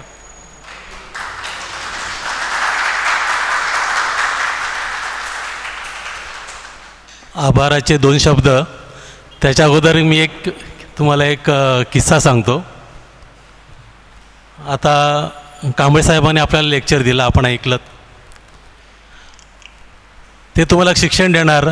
शेवटी व्यवसाय तुम्हाला करायचा आहे. त्यामुळे मार्केटिंग कधी करायचं हे तुम्ही ठरवणार. आपण सर्व स्थानिक लोक आहेत इथले. आपल्याकडे जेव्हा समुद्राची मासली कधी बंद होते, जून आणि जुलै महिन्यामध्ये मासली बंद होते आणि तेव्हा मग या तलावाच्या मासलीला डिमांड प्राप्त होतं. म्हणजे आपल्याकडे साधं सिलोनी असते ना, सिलोनी, ते आता 300 रुपये भावाने विकते जून जुलै महिन्यामध्ये, कारण दुसरी मासलीच येत नाही. म्हणजे हे 100 रुपये ह्याचा भाव सांगतात होलसेलचा. आता रिटेलमध्ये आपल्याकडे 300 रुपयाने विकते जून जुलै महिन्यामध्ये. अशा टायमामध्ये जर आपण त्याची विक्री केली तर आपल्याला अतिशय फायदा मिळणार. आणि इथे सर्व आपल्याकडे जे लोक आहेत ते सर्व मासली खाणारे लोक आहेत आणि फार कमी लोक इथे की जे व्हेजिटेरियन आहेत. असा काळ वेळ बघून आपण जर मासली सोडली तर त्याचा फायदा आपल्याला नक्कीच होणार आहे. तर मित्र, ह्या सेमिनारसाठी आपण आपली नावं नोंदणी करून इथे आलात आणि आपल्याला मार्गदर्शन करण्यासाठी कांबळे साहेब हे भिवंडीहून कुठं आले, आपण मुलुंडहून आले आपल्याकडे. तर आपण सर्वांच्या वतीनं आणि सुखसंपत्ती संवर्धक सहकारी सोसायटीच्या वतीनं मी त्यांचे आभार मानतो. तसेच मी आभार मानतो प्रिन्सली ह्याच्या सहकार्याने हा कार्यक्रम आयोजित केला होता. प्रिन्सलीचे आम्ही मनापासून तर ह्यासाठी लागणारे जे सीड्स आहे ते तो पुरत असतो, त्याचे आपण आभार मानूया. तसेच आमचे संस्थेचे चेअरमन ह्यांना ह्या कामामध्ये फार रस आहे. लोकांना व्यवसायामध्ये मार्गदर्शन करणं. अनेक शेतकीविषयी शिबिर देखील ते भरवतात. लोकांना त्याने जैन इरिगेशनसाठी जळगावला देखील नेऊन आणलं. तर असे हे आपले संस्थेचे आमचे चेअरमन CEO धोनी लालमेडा साहेब यांचे देखील मी आभार मानतो. आपण सर्वजण आलात, आपण या चर्चेमध्ये भाग घेतलात, आपले सर्वांचे आभार. तसेच सुमित आम्हाला नेहमी सहकार्य करतात, त्यांचे देखील आणि मागे बसिन कॅथलिक बँकेचा आपण बॅनर लावलेलाच आहे. बसिन कॅथलिक बँकेचे देखील आपण आभार मानतो. ते आम्हाला नेहमीच सहकार्य करत असतात, कारण कुठलाही कार्यक्रम आपण ठरवला की त्यासाठी खर्च हा अपेक्षित असतो. त्यामुळे खर्च वसूल करणं हे देखील एक आपला भाग आहे. कारण आमची संस्था जी आहे सुखसंपत्ती संवर्धक सहकारी सोसायटी, त्याच्याकडे उत्पन्न काहीच नाही आहे. ते फक्त एक मार्केट चालवतात, त्याच्यातून जो काय कर मिळतो तीच त्याची हे आहे. तर अनेक लोक त्यांना सहाय्य करत असतात. तर मी आपणा सर्वांचे, तसेच आम्हाला नेहमी सहकार्य करणारे मुमताज यांचे देखील आभार मानतो. आणि आमच्या संस्थेचे सेक्रेटरी जे आहेत रॉबिन अंड्रांडीस, ते देखील संपूर्ण तिथे बसलेले असतात आणि लोकांच्या प्रश्नांना ते उत्तरं देत असतात. त्यांचे देखील मी आभार मानतो. आणि पुन्हा एकदा विजय पाटील साहेब हे देखील आपल्याबरोबर आता असणार आहे, त्यांचे देखील मी आभार मानतो. आपण सर्वांनी सहकार्य केलं त्याबद्दल आपले सर्वांचे आभार मानून आजचा कार्यक्रम संपला आहे असे जाहीर करतो. धन्यवाद.